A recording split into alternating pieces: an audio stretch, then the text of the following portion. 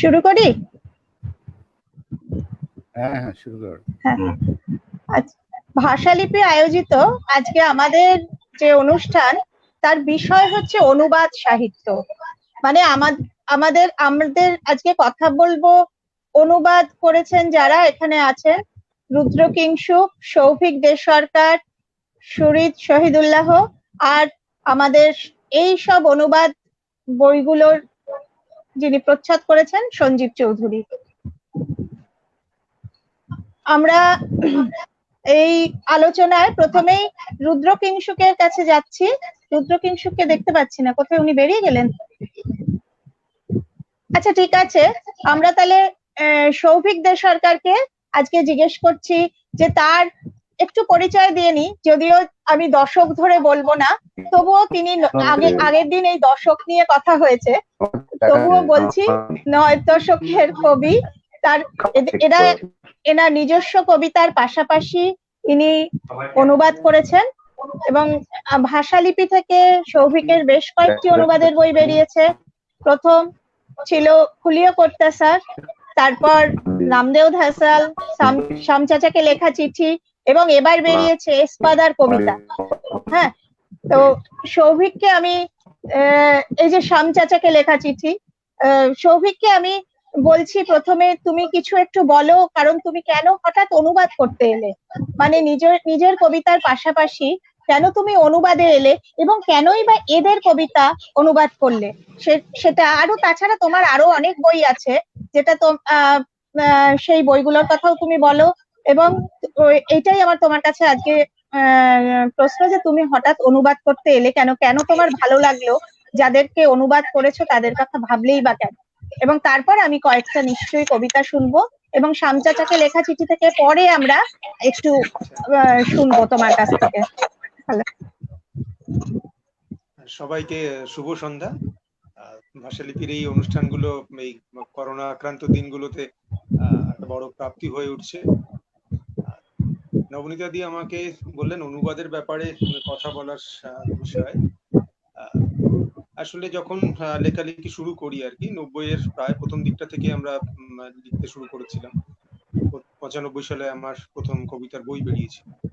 এবার যেই সময়টাতে আমরা বেড়ে উঠেছি, লেখালেখি পড়ছি, শুধুমাত্র বাংলা কবিতা বা বাংলা লেখালেখির সঙ্গে সংযোগ নয়, এর বাইরেও ভারতবর্ষের বিভিন্ন ভাষা, তারপরে ভারতবর্ষ ছাড়িয়ে বিদেশের বিভিন্ন ভাষার বা বিভিন্ন জায়গার লেখালেখিগুলো মানে প্রতি আকৃষ্ট হচ্ছিলাম, এবং আমার নিজস্ব লেখালেখির ক্ষেত্রেও সে সমস্ত অন্য ভাষার সাহিত্যের একটা বড় ভূমিকা রয়েছে। এবার পরবর্তীতে যখন লিখতে গিয়ে মনে হলো যে এই সমস্ত লেখাগুলোকে নিজের ভাষায়, অর্থাৎ আমার মাতৃভাষায়, যে ভাষায় আমি লিখি সেখানে নিয়ে আসা, অর্থাৎ ভাষান্তরের মাধ্যমে সে ভাষা, মানে আমার নিজের ভাষায় সে লেখাগুলো থাকলে খুব ভালো মনে হয়।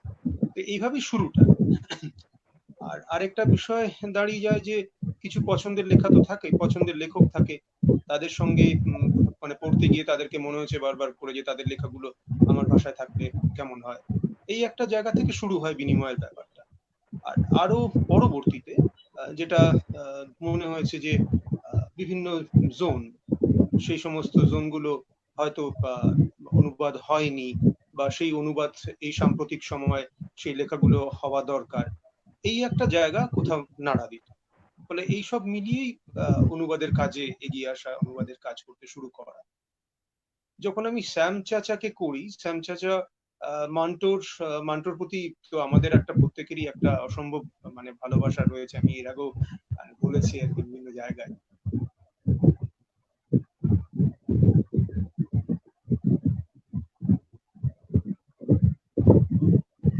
হ্যালো, কথাটা কি একটু আটকে গেল? আমার মনে হয় নেটওয়ার্কের সমস্যা হচ্ছে। নেটওয়ার্কের সমস্যা হচ্ছে হয়তো। ঠিক আছে, ওরা নিশ্চয়ই জয়েন করে যাবে। আমি সুরিদের কাছে যাচ্ছি। সুরিদকে আমি সবসময় বলি যে সুরিদ হচ্ছে আমাদের আন্তর্জাতিক কবি, যার কবিতা সবচেয়ে বেশি ভাষায় অনুদিত হয়েছে, এবং সুরিদ নিজেও অনেক ভাষায় কবিদের অনুবাদ করেছে কবিতার, কিন্তু ওর কবিতাও অনেক ভাষায় অনুদিত হয়েছে। তা তোমার অনুবাদ হয়েছে ফরাসি, জার্মানি, রোমানিয়ান, চাইনিজ, পর্তুগিজ, এইসব ভাষায় তুমি অনুবাদ করেছো এইসব কবিদের, তাই তো? হ্যাঁ, হ্যালো।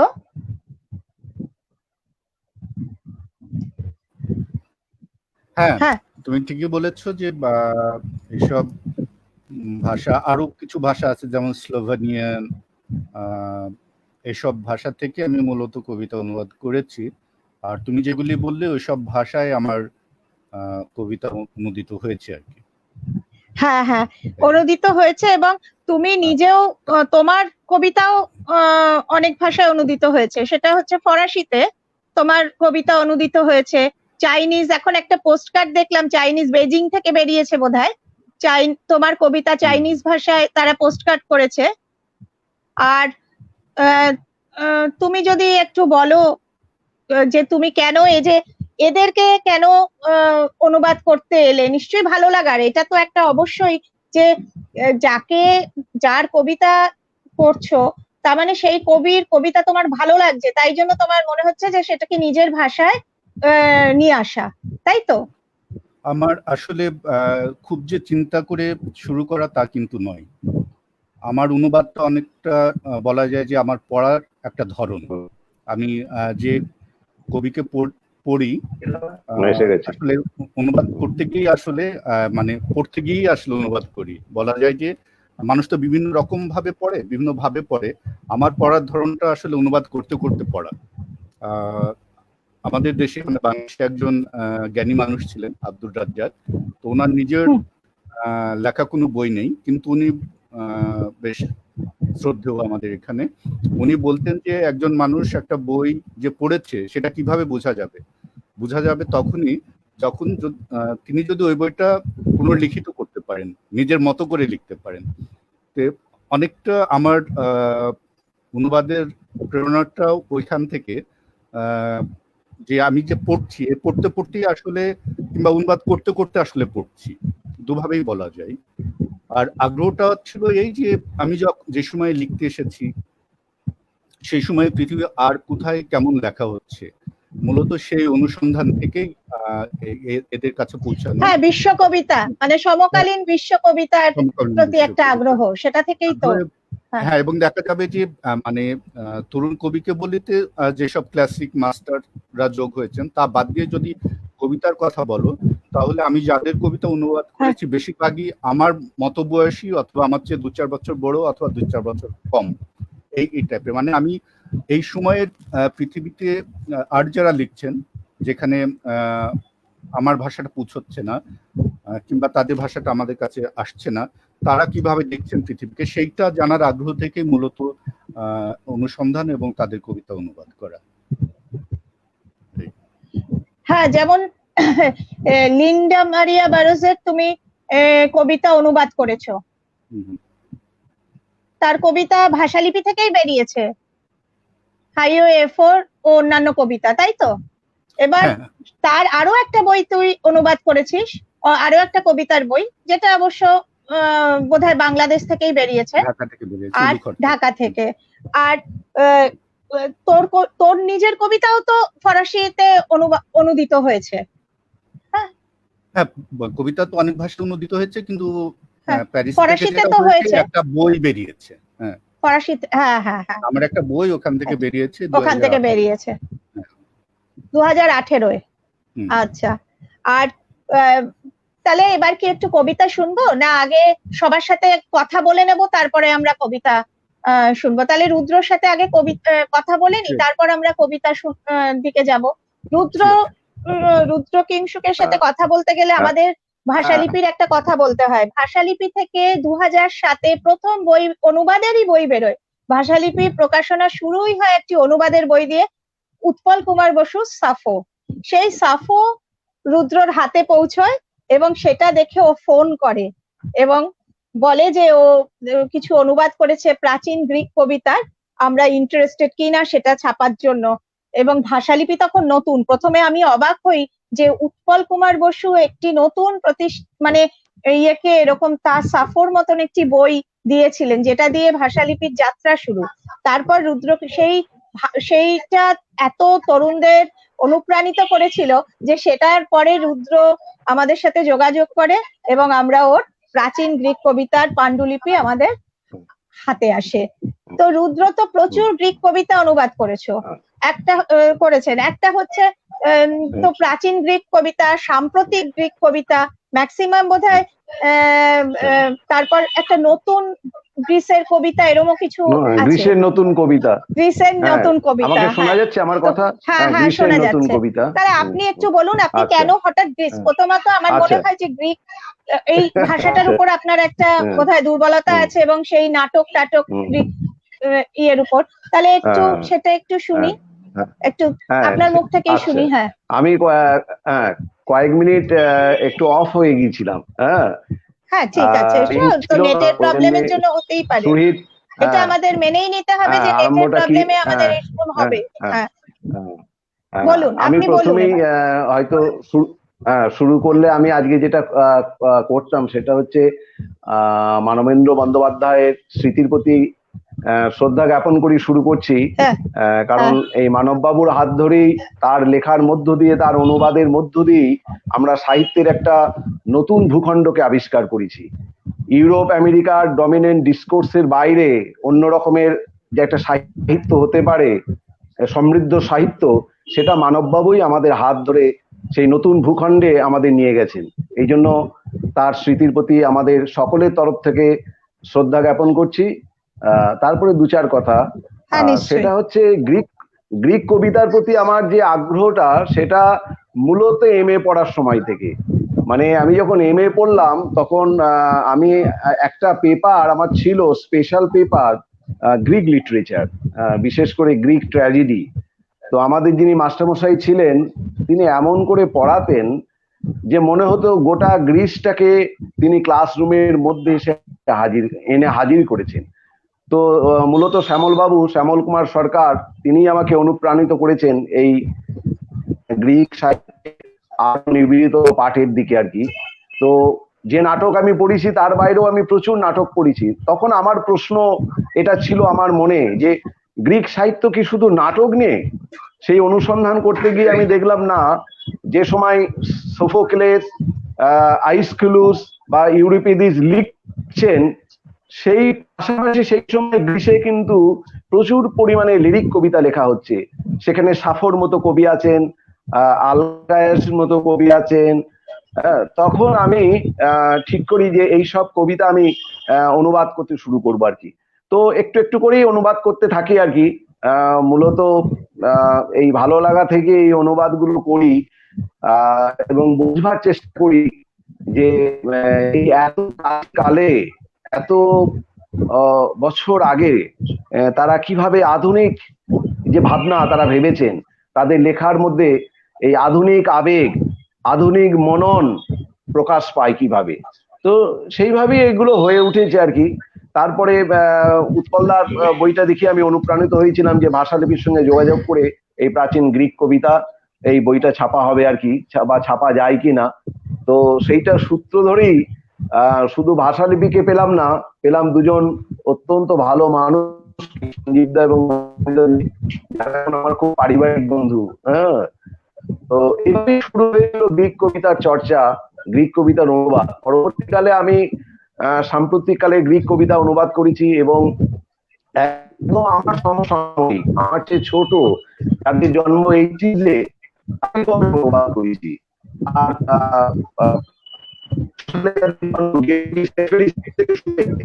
প্রচন্ড নেটের প্রবলেম হচ্ছে, সাংঘাতিক নেটের প্রবলেম হচ্ছে।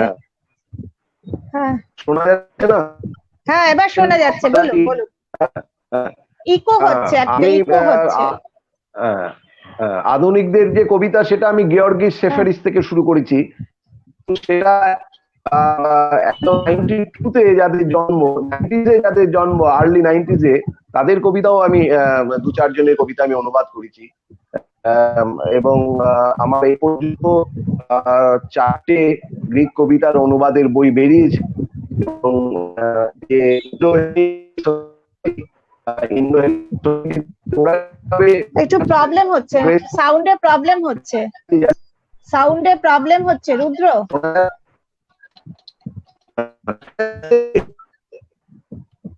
কিরকম মিউজিকের মতন হয়ে আসছে সাউন্ডটা।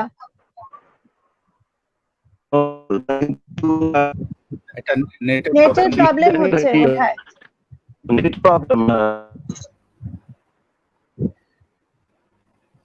হ্যাঁ, আমি সঞ্জীবের কাছ থেকে তো জানতে চাইবো যে এই যে অনুবাদ কবিতা, অন্য কবিতার বইয়ে তুমি অ্যাবস্ট্রাক্ট কভার করতে পারো, হ্যাঁ, কারণ কবিতার সঙ্গে যেরকম যাবে, কবিতা পড়ে তোমার বা পড়লে না, বা অ্যাবস্ট্রাক্ট একটা কয়েকটা কবিতা পড়ে ধারণা করে একটা অ্যাবস্ট্রাক্ট ছবি হতে পারে, কিন্তু অনুবাদ কবিতার ক্ষেত্রে তুমি কভার গুলো কিভাবে ভাবো এবং কি করে করো?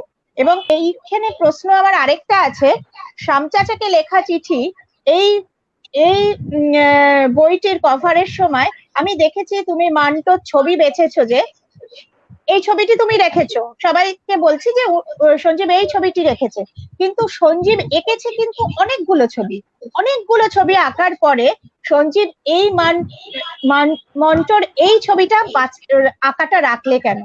এটা তোমার কি কাজ করেছিল?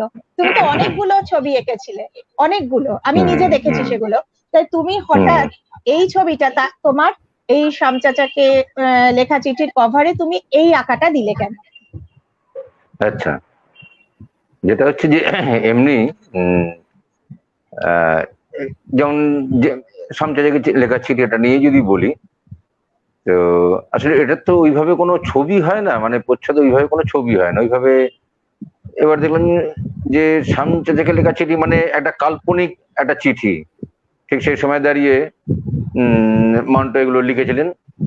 বইটাতেই রয়েছে যে একটা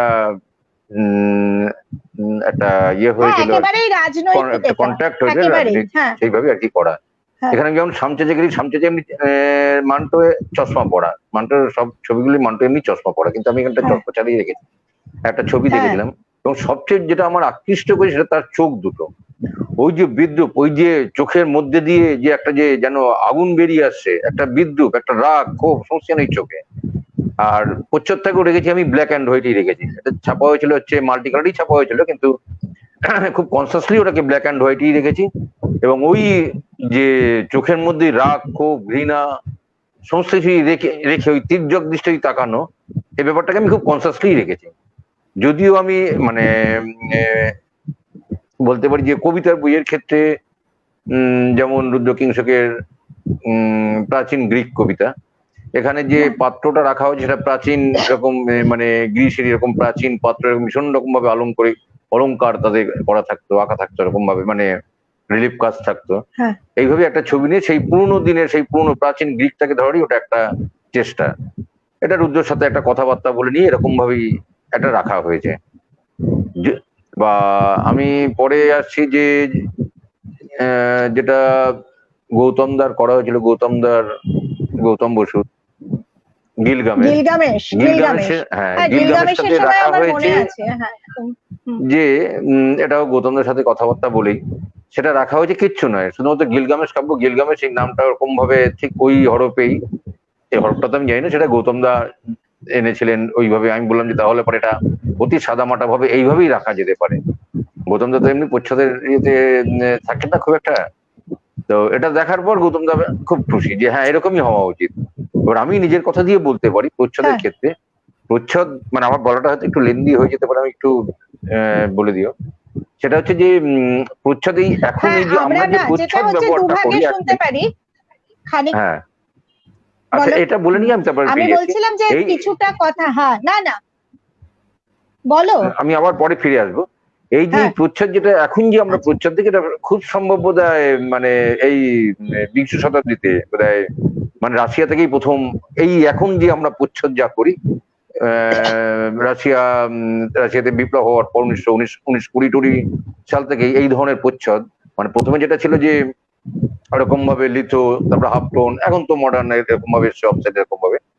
কিন্তু এই প্রচ্ছদ নিয়ে আমি পরে কথা বলবো, যে আমরা যে প্রচ্ছদ এখন যে কাজ করছি সেটা হচ্ছে এই মোটামুটি ভাবে এই সময় একেবারে এটা 1920 পর থেকে এটা হয়েছে। এবং প্রচ্ছদের ক্ষেত্রে আমার নিজের ভাবনা চিন্তা অন্য রয়েছে, আর এই দুটো বললাম এই দুটো তিনটে বইয়ের ক্ষেত্রে সেটা হচ্ছে একেবারে এই ভাবনা চিন্তা থেকেই করা হয়েছে, মানে তার সাথে কবিতার সরাসরি ভাবে কোনোটার সম্পর্ক রয়েছে কবিতা বা মান্টুর লেখার কোনোটার ওরকম ভাবে ওই অর্থে সরাসরি নয়, জাস্ট ভেতরের যে মর্মবস্তুটাকে তুলে ধরবার জন্যই ওটাকে করা হয়েছে। এরপরে আমি আসছি এই এখন।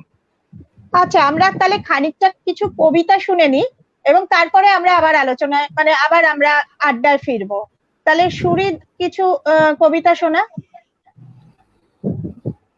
আচ্ছা, তুমি লিন্ডার কথা বলেছো, আমি লিন্ডার কবিতা দিয়ে শুরু করি। লিন্ডার প্রথম, আচ্ছা হ্যাঁ, লিন্ডার কথা বলেছি।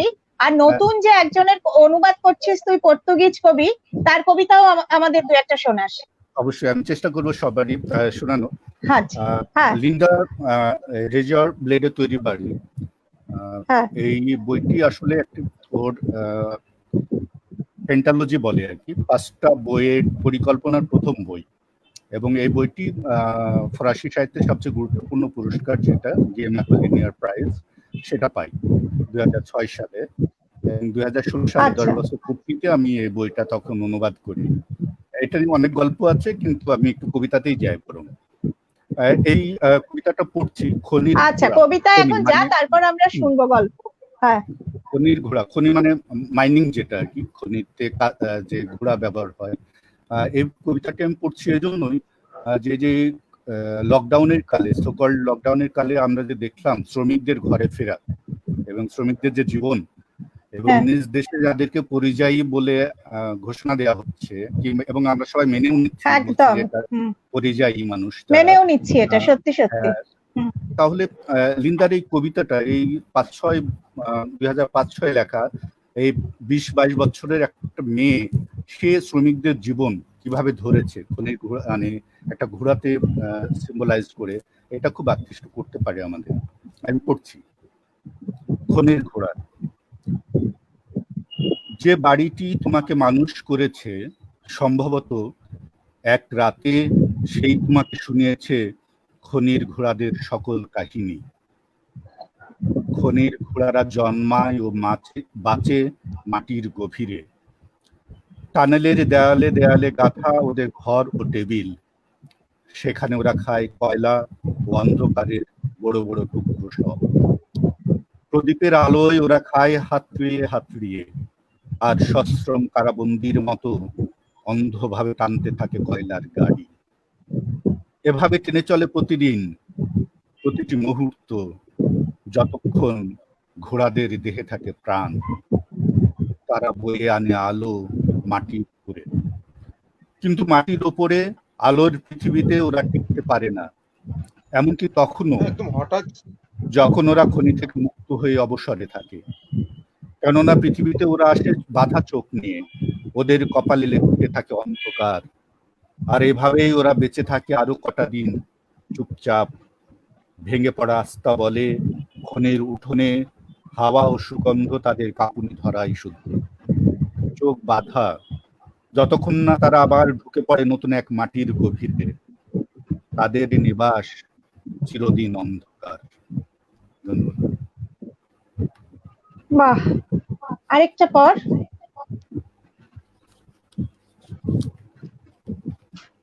আচ্ছা, তাহলে আরেকটা পড়ি, এই বইয়ের প্রথম কবিতা। হ্যাঁ, আরেকটা পর, তারপর আমরা আবার ঘুরে আসবো। তুই আগে একটা পড়ে নে। যদি পাথর তোমার শিরচ্ছেদ করে, তাহলে লক্ষণ খারাপ। আমি জন্মেছিলাম 9ম দশকের এক ডেকচিতে, যখন ঘর বলতে ছিল এক দেয়াল শুধু, আর কিছু নয়। তোমার দিকে আসছি আমি অন্ধদের দেশ থেকে। অনেক অনেক আগে আমার বাম চোখ গড়িয়ে পড়েছে জামার বোতাম দিয়ে। 7 বছর ধরে হাঁটছি আমি ডান চোখ ডান হাতের তালুতে নিয়ে। এসেছি যে দেশ থেকে, সেখানে আইন বানায় এক চক্ষু লোক। আমার কথা বলতে গেলে শৈশবে ছেড়েছি দেশ, সেখানে ভাড়ার ঘরে সিঙ্কের নিচে বসে গোপনে কাঁদতাম। কিন্তু আমি ভুলে গেছি সেই সব গল্প, যে একদা আমার মহচ্ছন্নতার মিথ্যে মুদ্রাগুলিকে ঘষে মেজে চকচকে করেছিল। একটি কথাই বলার আছে তোমাকে আমার, আমি এসে গেছি, এই দেখো আমি। বাহ, খুব সুন্দর। আমরা আবার পরে আসছি। সৌভিককে আমি বলি যে নেটের কানেকশনের অভাবে তুমি যে বেরিয়ে গিয়েছিলে, তখন আমরা খানিকটা কথা বলেছি রুদ্রর সঙ্গে, আর সঞ্জীবের সঙ্গে শ্যাম চাচাকে লেখা চিঠি নিয়ে তার কভারের বিষয় আলোচনা হয়েছে। আমি মিস করছিলাম তোমাকে, কারণ তোমার থাকাটা, আবার আমরা আসবো এই আলোচনায়, কারণ ওটাই তোমার থাকাটা খুব জরুরি ছিল। হ্যাঁ, আচ্ছা, এখন তোমার কাছে আমি আসছি। আমি বলছি যে তুমি কয়েকটা একটু কবিতা নির্বাচিত কিছু পড়ো, যেটা থেকে ইচ্ছে। হ্যাঁ, তারপর আমরা আবার আড্ডা ফিরবো। শেষ যে বইটি বেরিয়েছিল মার্টিন এসপাদা, তারপরে তো লকডাউন হয়ে যাওয়ার ফলে এটা খুব একটা পরবর্তীতে হয় না সবার কাছে পৌঁছানো। মার্টিন এসপাদা এমন একজন মানুষ, মার্টিন এসপাদা লাতিনো একজন কবি, উনি মার্কিন যুক্তরাষ্ট্রেই থাকেন। তো এবার ওনার সঙ্গে আমার প্রায় পরিচয় বছর 4 ধরে হয়। ওনার কবিতা পড়ি বিভিন্ন সময়ের, আগে পড়েছিলাম কবিতা, তো পরে কথা বলি যে ওনার কাজটা করবো, বেশ কিছু কবিতা আমাকে খুব দারুণভাবে লেগেছিল। এবার এই কাজটা হয়, কাজটা নমিতা দি মানে সাথে একটা বড় সময় নিয়ে আমাদের আলাপ আলোচনা হয়েছিল, এবং এটা একটা দারুণ প্রচ্ছদ। সঞ্জীব দা সব প্রচ্ছদে একটা অদ্ভুত ভাবে, আমি যখন এসপাদাকে মানে দেই এই বইটা পাঠাই, উনি দেখে একটা বলেন যে আমি এই চেহারাটা, আমার একরকমের অনেক মানুষের চেহারা থাকে, এই চেহারাটা আমি দেখিনি, তোমার প্রচ্ছদ শিল্পীকে ধন্যবাদ জানিও আর কি। তো এই ধরনের একটা অদ্ভুত আনন্দ হয় আমার এসপাদার কাজটা করতে গিয়ে। আমি শিল্পীর একটা বড় পাওনা, খুব এটা একটা বড় জায়গা। আর সঞ্জীব দার মানে এই রসায়নটা কিভাবে করে ফেলেন উনি, মানে আমি একটু প্রতিবারই অপেক্ষা করি যে কবে। আমি সেই প্রশ্নই আমি করেছিলাম সঞ্জীবকে।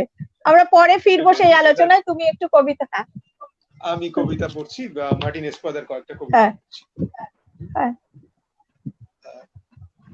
ধাঙড়দের গোয়েন্দা বাহিনী। অদ্ভুতভাবে মাটির ওপর পায়চারি করছে 3টে শকুন।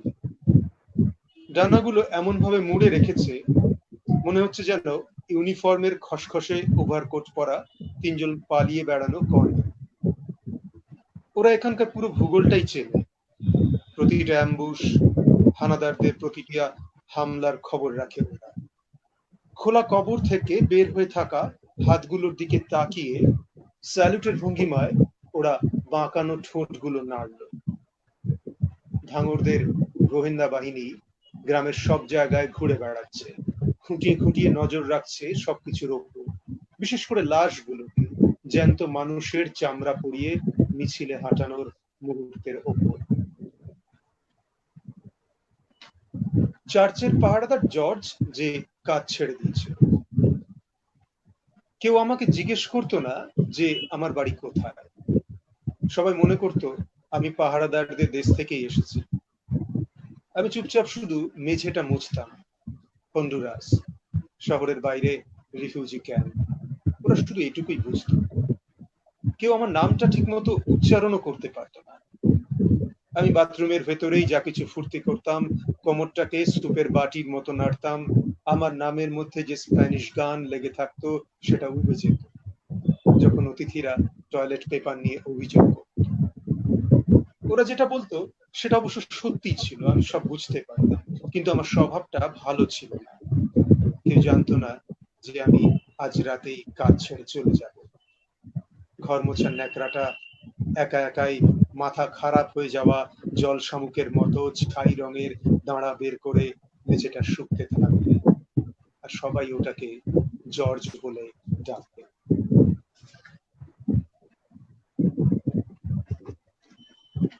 উনি পুয়ের্তো রিকোর মানুষ। একটা অদ্ভুত কবিতা, শুকনো ভাত। আমরা পুয়ের্তো রিকানরা বলি হাড়ির তলায় শুকনো ভাত লেগে থাকার মজাটাই আলাদা। রান্নাঘরের প্রত্নতাত্ত্বিকদের মতো হাতা দিয়ে ওই শুকনো ভাত চেঁচে তুলি আমরা। হয়তো ভাতের দামটাই এর কারণ, হয়তো হাড়ির তলায় শুকনো ভাত আটকে থাকাটাকে আমরা একটা রূপক হিসেবে দেখি। আবার এমনও হতে পারে হাড়ির তলায় লেগে থাকা শুকনো ভাতের যন্ত্রণাটাই আমরা চিবিয়ে খেতে শিখে ফেলেছি। এসপাদার আরেকটা কবিতা পড়ি।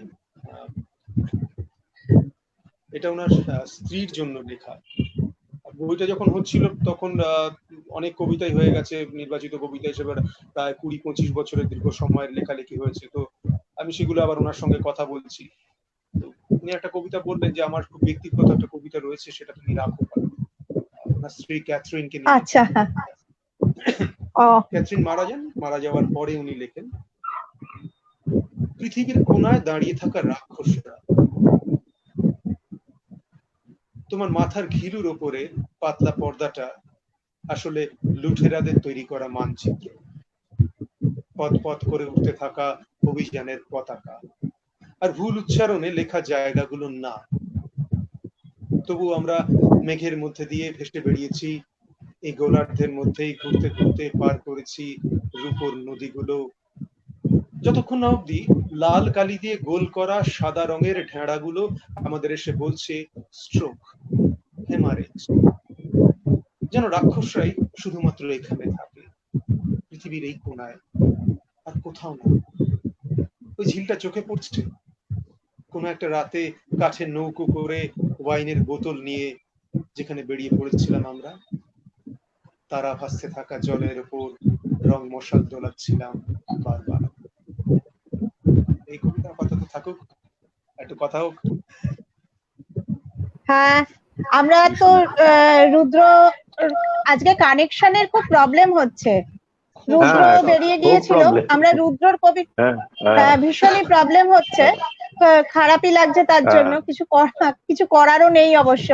তো আমরা তো শহীদুল এবং সৌভিকের কবিতা শুনলাম, তাহলে রুদ্রর কাছে আগে একটু কবিতা শুনে নিতে চাচ্ছি, তারপর আবার আমরা আড্ডায় যাব, কারণ রুদ্র একটু কবিতা পড়ে নিন। আমি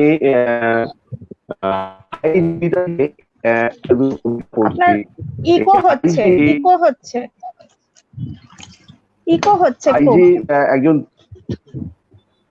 কি করবো, শোনা যাচ্ছে? ঠিক আছে, হ্যাঁ বলুন, এবার ঠিক আছে, হ্যাঁ শোনা যাচ্ছে। হাইজি, এই যে স্ক্রিনে দেখাচ্ছে হাইজি কবিতা, এটা পণ্ডিতদাই প্রচ্ছদ করেছেন। এই হাইজি তরুণ একজন চাইনিজ কবি, যিনি রেল লাইনে আত্মহত্যা করেছিলেন আর কি। তো তার একটা কবিতা আমি পড়ছি আর কি। তিনি খুব কম বয়সে মারা গেছেন, কিন্তু অসংখ্য কবিতা লিখে গেছেন, আর মৃত্যুর পর তিনি হয়ে উঠেছেন মিথের মতো। তাকে নিয়ে সিনেমা হচ্ছে, তার কবিতায় সুরারোপ করে গাওয়া হচ্ছে, বিশেষ করে তরুণদের মধ্যে, চাইনিজ তরুণদের মধ্যে তিনি বিপুল ভাবে জনপ্রিয় হয়ে উঠেছে। তার একটা কবিতা কয়েকদিন পরে তিনি কবিতা লিখছেন, খুব ঠান্ডা কবিতা, যে কবিতার মধ্যে কোথাও মৃত্যুর ছায়া নেই।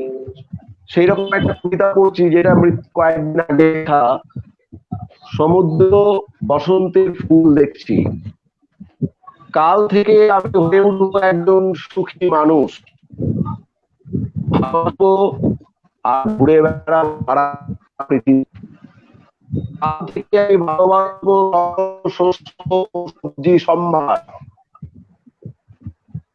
আমার কাছে একটা বাড়ি থাকবে। খুব নেটে ডিস্টার্ব রয়েছে আজ, খুব ডিস্টার্ব হচ্ছে নেটের। আচ্ছা, আমরা তো তাহলে আর মানে রুদ্রর কথা, আমার কথা শোনা যাচ্ছে? আমার কথা শোনা যাচ্ছে? শোনা যাচ্ছে? আচ্ছা, তাহলে আমি একটু শহীদুলকে বলি যে রোমানিয়ান লেখক ইউনিয়ন শহীদুলকে গেম চেঞ্জিং পোয়েট বলেছেন, তাই তো? এই স্বীকৃতি দিয়েছে তোমাকে রোমানিয়ান লেখক union, game changing poet. Shahidul শুনতে পাচ্ছ না? তুমি মিউটে আছো, মিউট হয়ে গেছে। হ্যাঁ, আসলে রোমানিয়ান লেখক ইউনিয়নে যেটা হয় যে ওদের একটা মুখপত্র আছে, নিয়মিত কাগজ বেরোয়। তো ওরা একটা সংখ্যায় আমাকে নিয়ে ক্রোড়পত্র করে আর কি। এবং ওই ক্রোড়পত্রে ওরা বলে যে ওই ক্রোড়পত্র বিশ্বের বিভিন্ন দেশের কবিদের সাধারণত করে কবিতা নিয়ে, এবং যাদের মনে করে যে গেম চেঞ্জিং পোয়েট, মানে কবিতা যারা নতুন কিছু তৈরি করতে পেরেছে তাদের মূলত সেখানে দেয়। আমাকে কি ভেবে দিয়েছে জানি না, কিন্তু ওরা গেম চেঞ্জিং পোয়েট হিসেবে ওরা ওইখানে আমার কবিতা ছাপিয়েছে রোমানিয়ান ভাষায়। রোমানিয়ান ভাষা, হ্যাঁ। তাহলে এখন একটু ইয়ে হোক, সঞ্জিত তুমি বলো একটু তোমার এই কভার নিয়ে, আবার ফিরে আসি। আমাদের যদিও এখানে হ্যাঁ যেমনি গোদার এবং গোদার আমাদের বেরিয়েছিল ভাষালিপি থেকে একটি বই, তার প্রচ্ছদ সঞ্জীব এমন লুক এনে দিয়েছিল একেবারে মনে হচ্ছিল বিদেশি বই। হ্যাঁ সেটাও মানে আমার মনে হয়েছে সঞ্জীব অনুবাদ কবিতা বা অনুবাদ মানে অনুবাদের বই সাহিত্যের এই যে গোদারের ছবিটা দেখ, আমার নিজের মনে হচ্ছে যে এগুলো করতে সঞ্জীবের বেশি ভালো লাগে, আমার কোথাও মনে হয়েছে সেটা। আমি বলতে পারবো না, এটা আমার ব্যক্তিগত মত। হ্যাঁ শিল্পী এখানে আছে, তাকে আমি জিজ্ঞেস করে নেব যে এই কথাটা কি আমি ঠিক বললাম, যে অনুবাদের বইয়ের প্রচ্ছদ করতে তুমি বেশি ভালোবাসো? না, সেরকম ব্যাপারটা নয় আসলে। গোদারের বইটা করতে গিয়ে যেমন হয়েছিল যে গোদারের ফিল্ম তো সেই অর্থে তো আমি খুব বুঝতে পারি না, একটু একটু দেখেছি, কিন্তু ঠিক আমি সেটাকে আমি আমার মতো করে বুঝেছি। কিন্তু ওর যে জীবন, সেই জীবনটার সাথে যে ধরনের জীবন, সেই জীবনটা দেখলাম যে এই ধরনের ছবি, অনেকগুলো ছবি পেয়েছিলাম, তার মধ্যে যেন এই ছবিটা যেন আমার কাছে মনে হলো যায়। এবং ব্যাকড্রপে মানে ব্যাক কাভারেও আমি ঠিক কোলাজ ফরম্যাটে ওর হাতের লেখা রেখে দিয়ে ওরকম ভাবে করেছি। যাই হোক, কিন্তু নিজে আমি ব্যক্তিগতভাবে আমি মানে আমার একটা ভাবনা, সেটা হচ্ছে যে এই আমি প্রচ্ছদের মানে একটু মনে হবে, প্রচ্ছদের কোনো বইয়ের প্রচ্ছদের সেই অর্থে দরকার হয় না। এই জন্যই বলছি যে এই আমাদের এই এখন যে প্রচ্ছদের এসছে মোটামুটি ভাবে 1900 বললাম তো যে গত শতাব্দীর একবার প্রথম মানে রাশিয়া বিপ্লবের পর থেকে এসছে। আসলে প্রচ্ছদ শিল্পী ভেতরের বিষয়বস্তু কি সেটাকে কোনো না কোনো ভাবে একটা কেউ ওরকম ভাবে রাখার চেষ্টা করে, কোনো সময় হয় না, কোনো সময় অ্যাবস্ট্রাক্ট ফরম্যাটে একটা কিছু বোঝানো। আমি প্রচ্ছদে ভীষণ রকম ভাবে ক্যালিগ্রাফির উপরই আমি করতে পারি, ক্যালিগ্রাফারই থাকতে পারে। প্রচ্ছদ কখনোই একটি বইয়ের প্রচ্ছদ কখনো হতে পারে না, এটা আমার খুব নিজের বিশ্বাস। কারণ একটা প্রচ্ছদ একটা বইয়ের কখনোই কোনো ক্যারেক্টার বা একটা বই বহন করতে পারে না। এটা হচ্ছে অন্য প্যাকেজিং, অন্য একটা মোড়কের মতনই, এটা আমার নিজের ভেতরের বিশ্বাস। হ্যাঁ, সেখানে যেটা হতে পারে সেখানে তার ক্যালিগ্রাফি হতে পারে। কারণ এখন এই রংচঙের দিনে সমস্ত এই মানে একটা বই তাকে রংচং করা, তাকে সেরকম ভাবে বাইরে থেকে একটাই করা, বেশ একটা গেট আপ দেওয়া, আসলে বইটা তার ভেতরের বিষয়বস্তুটাই হচ্ছে প্রধান। নাহলে পরে কোন যুগে রবি ঠাকুর তো অনেক মানে তার ওখানে তো একবার পুরো একেবারে সমস্ত স্টারেরা রয়েছেন, তার বইগুলো তো এরকম ভাবে করতে পারতেন, বা বিশ্ব থেকে যে বইগুলো বেরোতো অতি সাদামাটা সাধারণ কিন্তু অসাধারণ, সময়ের সঙ্গে সঙ্গে তো পরিবর্তন হয়, সেটা হয় ঠিকই, তাই না? সেটা হয় ঠিকই, কিন্তু সেই জন্য আমি ঠিক এইটুকুনি অবধি যে একটা বইয়ের তার কাভারের মধ্যে থাকবে শুধুমাত্র একটা বেশ সুন্দর একটা হতে পারে, মানে সুন্দর বলবো না, মানে একটা ক্যালিগ্রাফি যেটার মধ্যেই থাকতে পারে। আর বইয়ের ওইভাবে আলাদা করে প্রচ্ছদের আমি নিজে হচ্ছে একটু বিরোধী, ক্রমশ হয়ে যাচ্ছি। ঠিক আছে, কিন্তু আমরা তোমার প্রচ্ছদের সৌভিকের যা যা বই আছে অত্যন্ত সুন্দর, খুব নিরাভরণ, এমন নামদেও দশালের যে নামদেও দশালেরটাও বলছেন, লাল আর প্রচ্ছদটা তো মানে দুর্দান্ত। হ্যাঁ, লাল আর কালো ব্যবহার করা হয়েছে, খুব কাট একটা, আর ভীষণ কাট যেন ওই চোখ, মানে এটা অসামান্য একদম। হ্যাঁ ওই কবিতার সাথে যেন যিনি ঠিক মানে সবসময় একটা উনি একটা প্রতিবাদের একটা মূর্তি, প্রতিবাদের স্বর, কিন্তু তার বাইরেও কোথাও একটা অদ্ভুত নরম মানুষ রয়ে গেছেন, যেটা ওই ছবিতে ওই চোখ দুটো মানে দাসালের চোখ দুটোর মধ্যে সেটা রয়েছে। আসলে বোধহয় প্রতিবাদী মানুষদের তাই থাকে, বাইরে মানে একটা কোথাও তো নরম ব্যাপার থাকেই না, সঞ্জীব সেইটাই তুলে এনেছে। এটা মানে এই মানে সঞ্জীব দা এই যে সেই এই যে দাসালের ছবি দেখিয়েছে, এই সেই চোখ তো মানে এই রসায়ন গুলো ঘটিয়ে ফেলে সঞ্জীব দা, ফলে প্রচ্ছদ গুলো একটা আমাদের কাছে একটা বড় পাওয়ার ব্যাপার হয়ে যায়, এটা দারুণ ব্যাপার। না, আমি এই সাথে বলছি আর কি, যেমন শহীদের বইটি তরুণ কবিকে বলি, হ্যাঁ অবশ্যই। এটার ক্ষেত্রে আমি দেখলাম যে এটা একমাত্র হ্যাঁ যে হ্যাঁ। তার বইটিও অসাধারণ, ব্যাকগ্রাউন্ডটা প্রচ্ছদটিও অসাধারণ। এবং তার নাম, এটাই দরকার।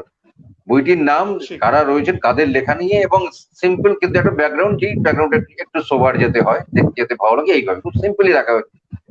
বইটা খারাপ লাগছে না এমনি দেখতে, অন্যের কাছ দিয়ে শুনলাম। হ্যাঁ ঠিক আছে, চলুন। আমি আসলে প্রচ্ছদের বিরোধী বলতে এরকম ভাবে হওয়ার দরকার নেই। আরে মানে আমি খুব রং চং এই সমস্ত আমি আস্তে আস্তে মানে একটা যে রবি ঠাকুরের কথা ছিল না, বাংলায় এত রং, বাংলায় এত রং রয়েছে যে আমাদের নতুন অন্যভাবে আমাদের নিজেদের পোশাক পরিচ্ছদ এত রং যেমন দরকার নেই। বাংলায় এত রং রয়েছে, বইয়ে এত রং দরকার নেই, খুব কম রঙের উপর দিয়ে রং আছে প্রচুর। হ্যাঁ বলছি, ঠিক আছে, আমরা আবার একটু তাহলে কবিতাতে ফিরি। হ্যাঁ, শহীদুলের কাছে আমরা একটু আবার কবিতা শুনতে চাচ্ছি। তুমি নিজেই তোর নিজের পছন্দেই পড়, নয়তো আমি বলছিলাম যে পর্তুগিজ কবির তুই অনুবাদ করছিস এখন, যে বইটি আমরা ভাষালিপি থেকে বের করব, সেই বই থেকে দু একটা পড়তে পারিস। হ্যাঁ ঠিক আছে। অনুবাদ করতে গিয়ে এটা একটা পরম আনন্দের বিষয় যে এত সব অদ্ভুত মানুষের সঙ্গে পরিচয় হয়েছে, আলাপ হয়েছে। পর্তুগিজের কবি পাউলো রামোস, তো পাউলো রামোসের প্রায় 3 দশক ধরে উনি কবিতা লিখছেন, এবং অদ্ভুতভাবে ভাষালিপি থেকে যে বইটা হতে যাচ্ছে, যদি হয় সেটাই হবে তার প্রথম বই। মানে পর্তুগিজ ভাষাতেও তার বই হয়নি। ওনার ভিতরে একটা দ্রোহ আছে যে বাংলাদেশ অথবা কলকাতা অথবা সারা বিশ্বে বোধহয় এরকমই, ভারত সারা বিশ্বে বোধহয় এরকম, যে প্রকাশনা জগৎটা একটা সিন্ডিকেটের দখলে থাকে, হয় একাডেমিক্সদের, নয়তো পার্টির, নয়তো অ্যারিস্টোক্র্যাট ফ্যামিলিদের। এই সিন্ডিকেশনের বিরুদ্ধে গিয়ে পাউলো রামোস কখনো কোনো বই করেননি এবং করবেও না, এরকম একটা সিদ্ধান্ত ছিল। আমার সঙ্গে যখন আলাপ হলো, বেশ কিছু কথাবার্তা পরে সে নিজেকে একটু মোটিভেটেড ফিল করলো যে না, বই তাহলে করা যায়, আমার যুক্তি টুক্তি শুনে আর কি। তো পাউলো রামোসের কবিতায় কোনো শিরোনাম থাকে না, আমি 2-3টে ছোট ছোট পড়ছি একেবারে। প্রথম কবিতাটা হচ্ছে, ভেতরে এসো, এখানে রয়েছে অবিবেদ্য জল, আছে অশ্রুত নীরবতা, ওই দেবদূতদের একটানা ঘ্যান ঘ্যানানির সাথে, যারা জানে চোখ বন্ধ রেখে কিভাবে তোমাকে টেনে নেওয়া যায় শ্বাসে প্রশ্বাসে। ভেতরে এসো, এসো চোখের পেছনের খাদে, ফাঁদবন্দি শহরের দেয়াল পেরিয়ে, ঢুকে পড়ো এক লহমায়, কাচির গল্পের ভেতর লুকিয়ে বিনুনিগুলি কেটে ফেলো গোড়া থেকে, আর মুছে ফেলো সমস্ত পথরেখা, বিদায় বলার জন্য যেসব জায়গা তুমি খুঁজে পেয়েছিলে। এটা একটা। আর দুটো ছোট ছোট কবিতা পড়ি। হ্যাঁ, আরেকটু পড়। আমরা আমাদের স্মরণ রেখায় তত দূর থাকি, যত দূর একটি সুস নরম মাংসে বিঁধে যেতে থাকে, যতক্ষণ না খুঁজে পায় হাড় আর ভেঙে পড়ে। আরেকটা ছোট পড়ছি। হ্যাঁ, সবুজ গিরগিটি, তুমি সবুজ গিরগিটি তাকিয়ে আছে নীল আকাশের দিকে, দুটিকেই ভালো লাগছে আমার একসাথে, আর সেখানে কোনো যাই হোক তবু কোনো কিন্তু নেই, তার চেয়ে বেশ কিছু রয়েছে নীরবে।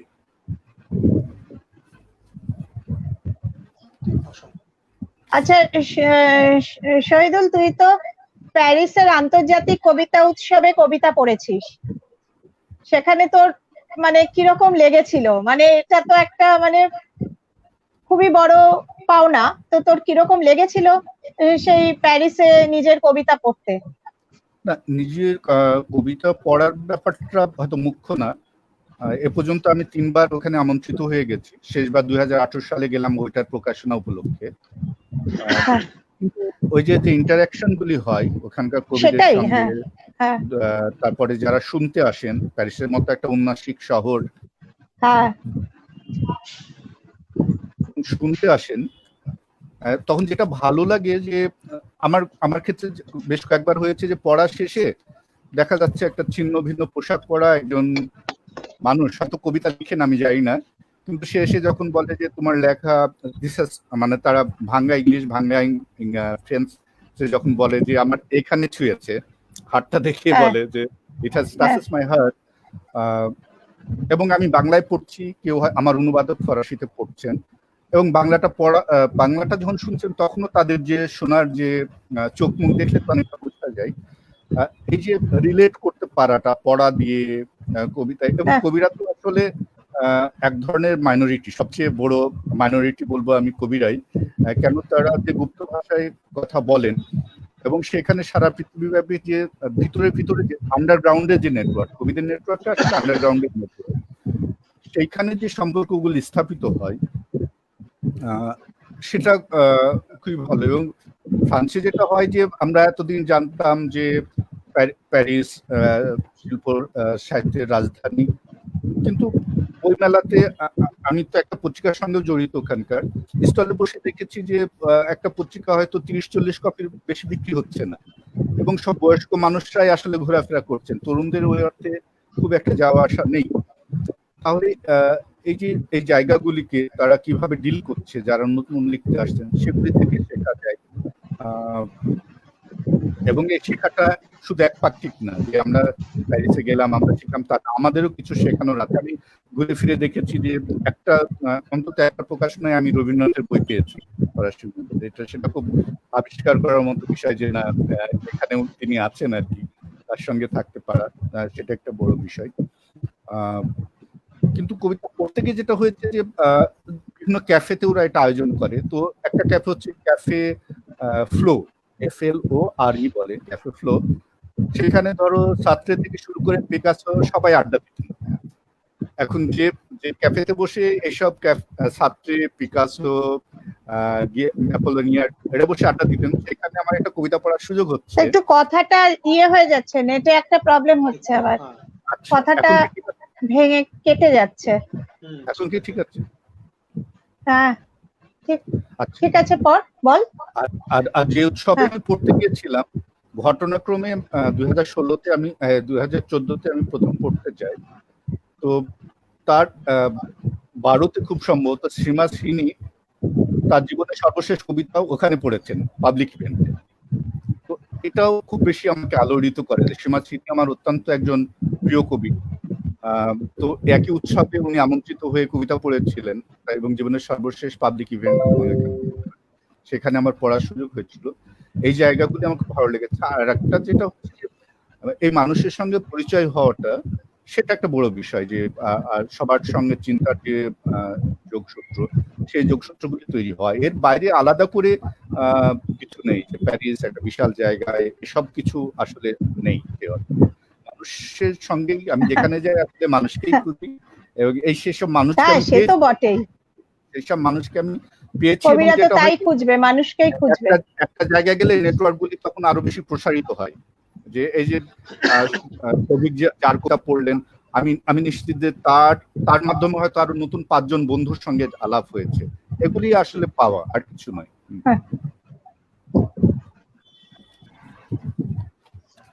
তুমি যদি তাহলে আমি একটা চীনা ভাষায় একটা কবিতা পড়তে চাই।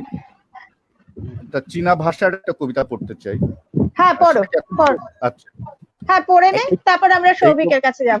পড়ে নে। এই কবি সম্পর্কে একটু বলি যে এই অদ্ভুত কবি, যেমন বিজ্ঞানের বিভিন্ন শাখা প্রশাখা, ফিজিক্স, বায়োলজি, ম্যাথমেটিক্স থেকে শুরু করে বিভিন্ন বিষয়কে কেন্দ্র করে উনি প্রায় 80,000-এর একটা এপিক লিখেছেন, 80,000 লাইনের, অন্যান্য কবিতার পাশাপাশি। এবং ইনার লিঙ্ক উনি ক্রস ওভার যেটা বলে আর কি, থার্ড সেক্সের মানুষ, একটু অদ্ভুত ভাবে জিনিসগুলি ধরেছে। আমি যদি বলি এখন পরিবর্তমান স্রোত, ভয়াল অথবা শান্ত, তার কবিতা। ওনার নাম হচ্ছে ইন শিয়াও জুয়ায়েন। সৈকতে ময়লা জ্যাকেট পরা লোকটিকে জিজ্ঞেস করো প্রতিজ্ঞাকে কিভাবে সংজ্ঞায়িত করো তুমি। বালিতে আঙ্গুল দিয়ে সে একটি সাইন ওয়েভ আঁকে আর বশীভূত ঢেউ দিয়ে মুছে দেয় তা। এক সিপি ভিনেগার আর সবজির নরম ক্যালোরি তোমার পাকস্থলিতে দুমড়ায় মুচড়ায় আর তোমাকে বিভ্রান্ত করে। যেন কোথাও একটি সাপ পিছন থেকে পেঁচিয়ে উঠছে। গতকাল তোমার বাড়ি যাবার পথে একই দৃশ্যের পুনরাবৃত্তি হয়। সে তোমাকে তার বৃষ্টি স্নাত বেহালা ছুতে দেয় না কখনো।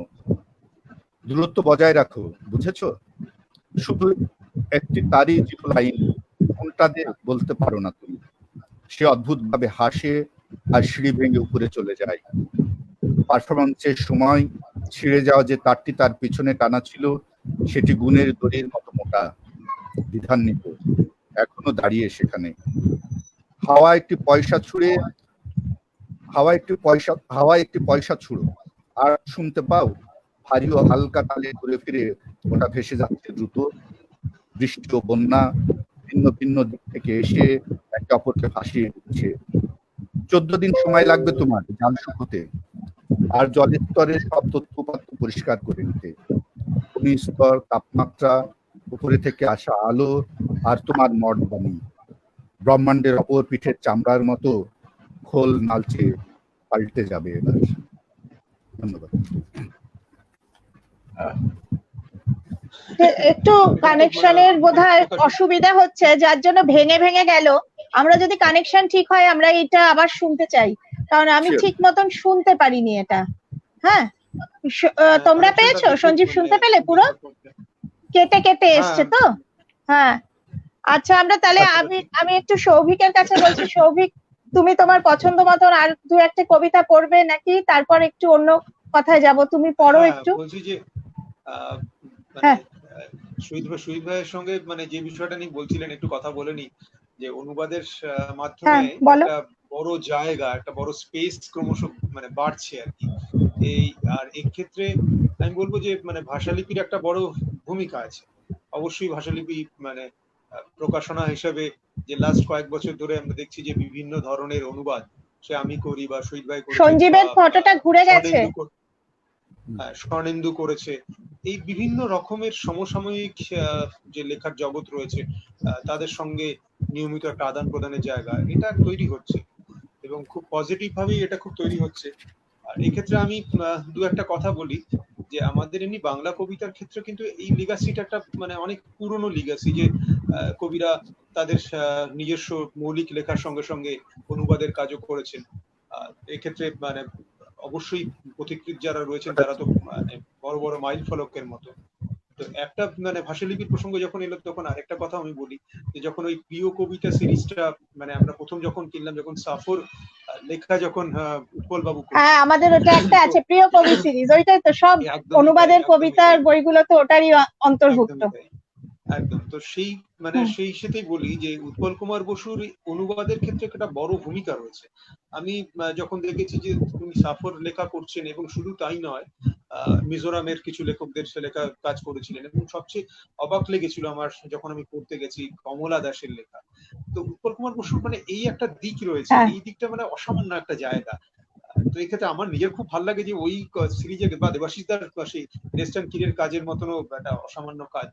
তো এই জিনিসগুলো খুব এই সময়ের মধ্যে দাঁড়িয়ে এটা একটা বড় জায়গা হচ্ছে, বা এবং প্রতিনিয়ত কাজগুলো বিভিন্ন রকমের সমসাময়িক কন্টেম্পোরারি শুধু নয়, যে বিভিন্ন জোন, বিভিন্ন জায়গার যে জিনিসগুলো আমাদের সঙ্গে পরিচিত নয় বা আমরা যাকে দেখি না, সেই জায়গাগুলোকে, সেই জায়গার লেখালেখিকে নিয়ে আসা, এই একটা ব্যাপার। ধাসালের কথা যখন আসছিলাম, ধাসালের কথা বলি, নামদা ধাসাল বা বিখ্যাত মানুষ, মারাঠি কবিতার একজন পথিকৃৎ, দলিত সাহিত্য নয়, শুধু দলিত রাজনৈতিক যে মুভমেন্ট তার একজন অন্যতম মানুষ তিনি।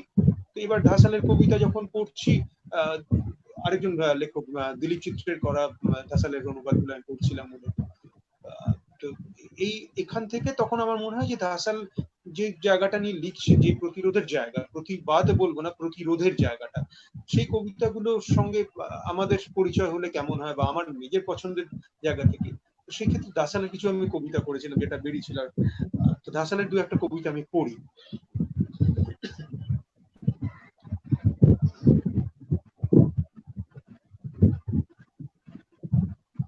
কবিতার খাতা। আমার চলার রাস্তাটা ক্রমশ ফুরিয়ে আসছে, তবু তুমি আমাকে দরজাটা খুলে দিচ্ছ না। আমার কবিতার খাতার ছেঁড়া পৃষ্ঠার ওপর আমি কিভাবে তারাটাকে আঁকবো। আমি তো অনেকদিন আগেই কবিরের কাছে আমার খাতাটা জমা রেখে গিয়েছিলাম, কিন্তু এখন এই বাজারে কবিরকেই খুঁজে পাচ্ছি না। আমি নিজেই শুধু লোকজনদের ডেকে ডেকে কথা বলছি। স্বাধীনতার এই ফরমান আমার সংস্কারগুলোকে মেনে নেবে না কোনোদিন। অন্ধকারের এই রাজত্বে গভীর উচ্চারণগুলো ডানা মেলে শুধু উড়ে যাবে।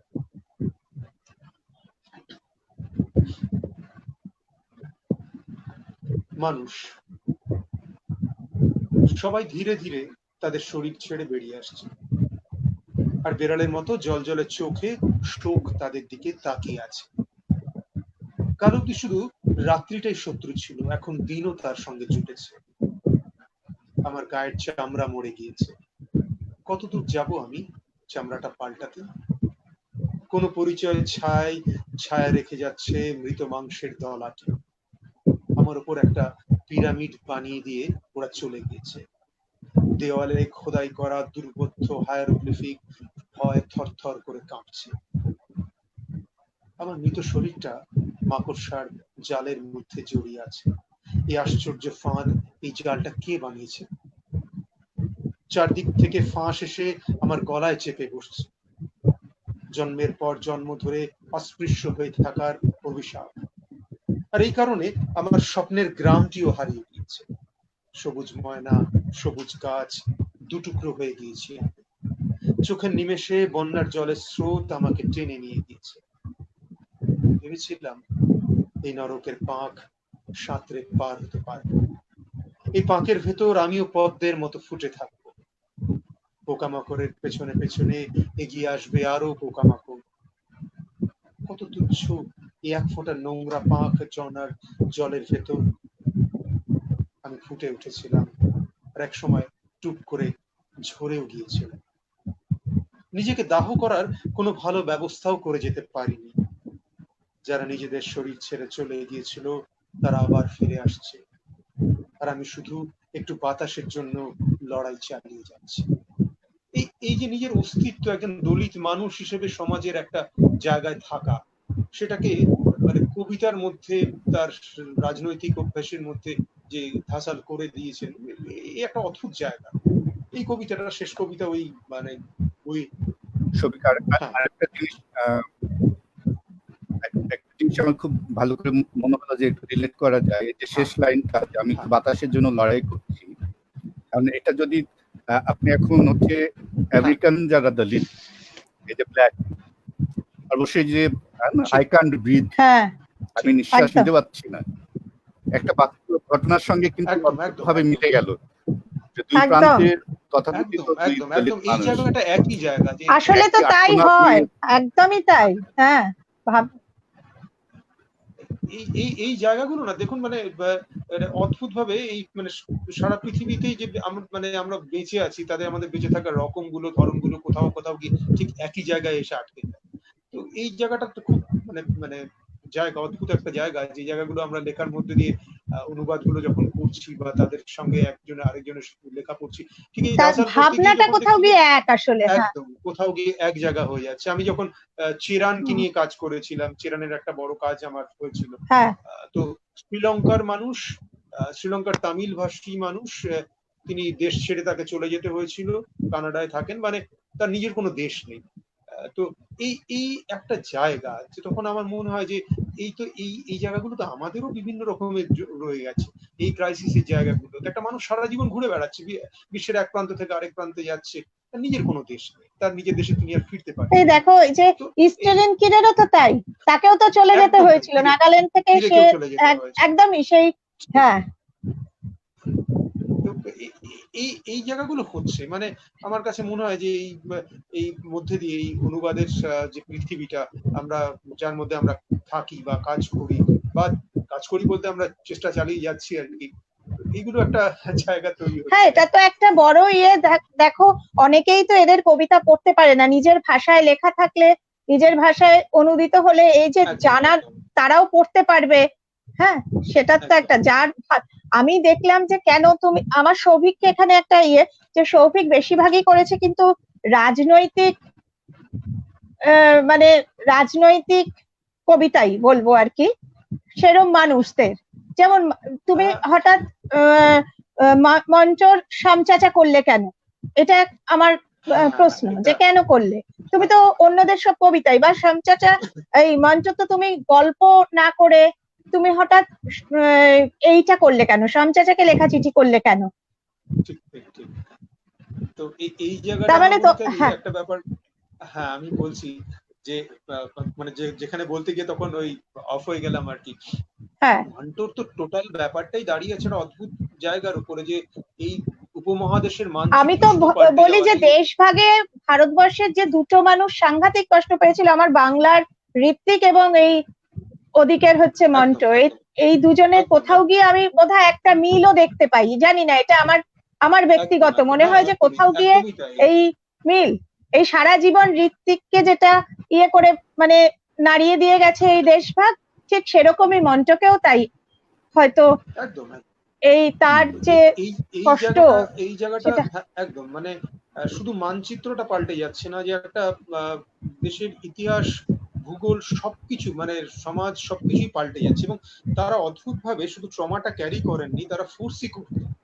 যে সময় মানে যখন ঋত্বিক সেলুলয়েডে কাজ করছেন, মান্টু তার মানে বইয়ে কাজ করছেন, এবং এই জায়গাগুলো তারা ফোর্সই করছেন। আমি যখন এই কাজটা করতে গেলাম, যখন আমি শ্যামচাচাকে লেখা চিঠিগুলো পড়লাম, পড়ে আমার মনে হলো যে সে সময়টা 2008 কি 9 সালে আমি পড়েছি বলতে আমার লাহোরে আমার এক বন্ধু থাকেন রাজা নাইম, রাজা কলকাতা একবার এসেছিলেন, তো ওই সময় মান্টোর এই সমস্ত মান্টো পেপারস বলে একটা কাজ করছিল, প্রজেক্ট করছিল, আর আমি তখন বোম্বেতে মানে যাই, সেখানে আমাদের বন্ধু রয়েছে, উনিও খুব প্রতিষ্ঠিত উর্দু লেখক এই সময়, তো আমরা ঘোরাঘুরি করছিলাম মান্টো বোম্বেতে কোথায় কোথায় থাকতেন, সে সমস্ত জায়গাগুলো দেখছিলাম।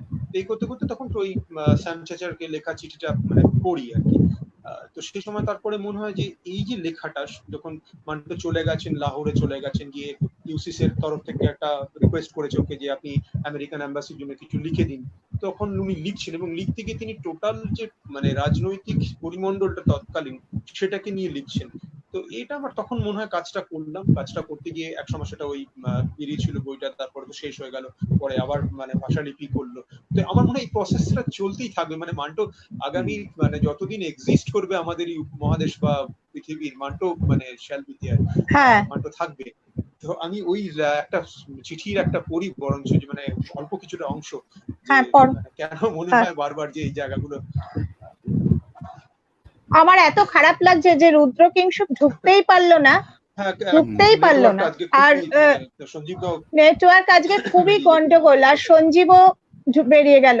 হ্যাঁ ঠিক, এটা খুব প্রথম চিঠিটা, এটা সবাই মোটামুটি যারা পড়েছেন বা জানেন এই কাজটা সম্বন্ধে, তারা জানেন যে কটা চিঠি লিখতে বলে, সেটা কাল্পনিক একজন শ্যামচাচা বলতে আমেরিকাকেই বোঝাচ্ছিল, সে সময় তিনি লেখেন প্রথম চিঠিটা নিয়ে তিনি যান আর কি ইউসিসের অফিসে।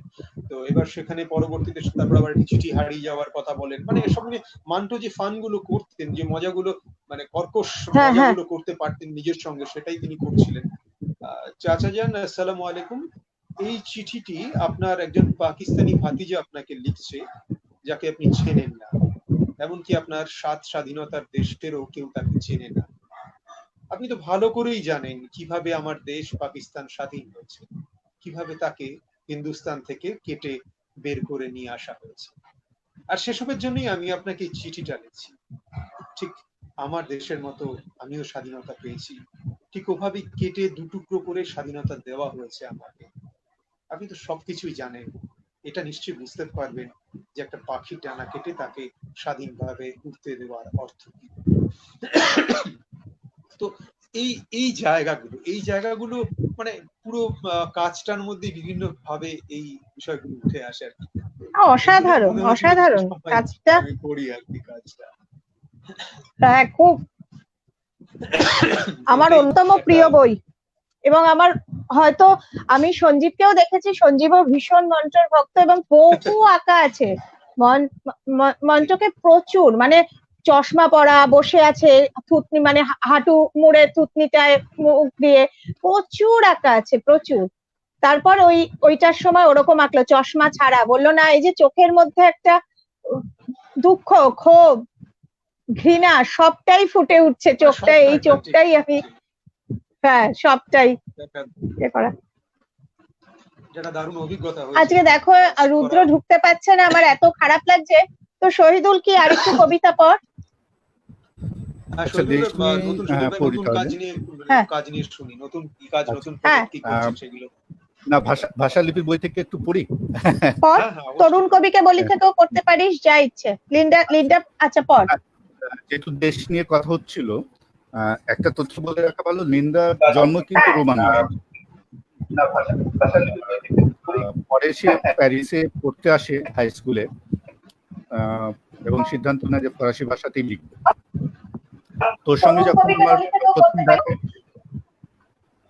প্রথম দেখা হলো মুখোমুখি, আমাকে বলেছিল যে তুমি বিশ্বাস করবে কিনা জানি না, রোমানিয়ায় যদি তোমাকে কখনো নিয়ে যাই তাহলে দেখবে যে রোমানিয়ার অধিকাংশ জায়গা এখনো যেন মধ্যযুগে পড়ে আছে, আক্ষরিক অর্থে মধ্যযুগে পড়ে আছে। অর্থনীতির কথাই সে মিন করেছিল আসলে। তো এই কবিতাটা পড়তে আসলে তার দেশকে সে কিভাবে ফিল করছে সেই জায়গা থেকে। কবিতার নাম পানিতে গিলে খাওয়া এক মহাদেশের মতো। আমার দেশ ছিল এক গিলে খাওয়া মহাদেশ, ধুলোময় হাওয়ায় উঠতে থাকা বিকেলের আলোয় এক মৃতদেহ। বাবারা ছিল অপর্যাপ্ত, সেই সব শঙ্খের মতো যারা ছিন্ন করেছিল পাথরে মোড়া পাহাড়ের ঊর্ধ্ব সীমারেখা। মায়েরা ছিল অশ্রুর মতো শিথিল, অশ্রু ঝরেছিল ঘন ও একঘেয়ে, আর মায়েদের ধুয়ে মুছে নিয়ে যাচ্ছিল মাটির ভেতর। আমার দেশ, কত শত মানুষ ভালোবাসে তাকে, খোলা ঘায়ের জন্য পোকামাকড়ের উন্মত্ত প্রেমের তীব্রতাই ঘাই ওদের গা গতরে মোটা তাজা করে। আমার দেশ তার হাঁটুর উপর বসাবে আমাকে, চুল নেড়ে দেবে স্নেহে, আর কপালে ঠেসে ধরবে সিগারেট।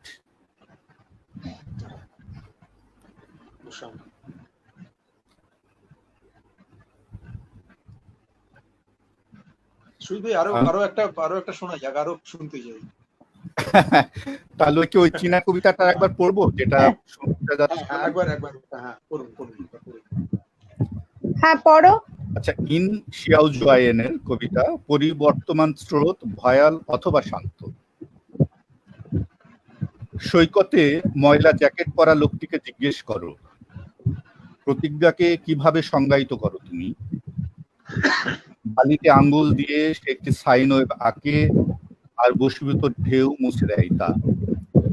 এক চিঠি ভিনেগার আর সবজির নরম ক্যালোরি তোমার পাকস্থলিতে দুমড়াই মশড়ায়, আর তোমাকে বিভ্রান্ত করে যেন কোথাও একটি সাপ পিছন থেকে পেঁচিয়ে উঠছে। গতকাল তোমার বাড়ি যাবার পথে একই দৃশ্যের পুনরাবৃত্তি হয়। সে তোমাকে তার স্নাত বেহালা ছুতে দেয় না কখনো, দূরত্ব বজায় রাখো, বুঝেছ?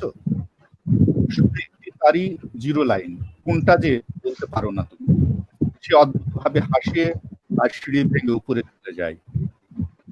পারফরমেন্সের সময় ছিঁড়ে যাওয়া যে তারটি তার পিছনে টানা ছিল, সেটি গুণের দড়ির মতো মোটা, দ্বিধান্বিত, এখনো দাঁড়িয়ে সেখানে।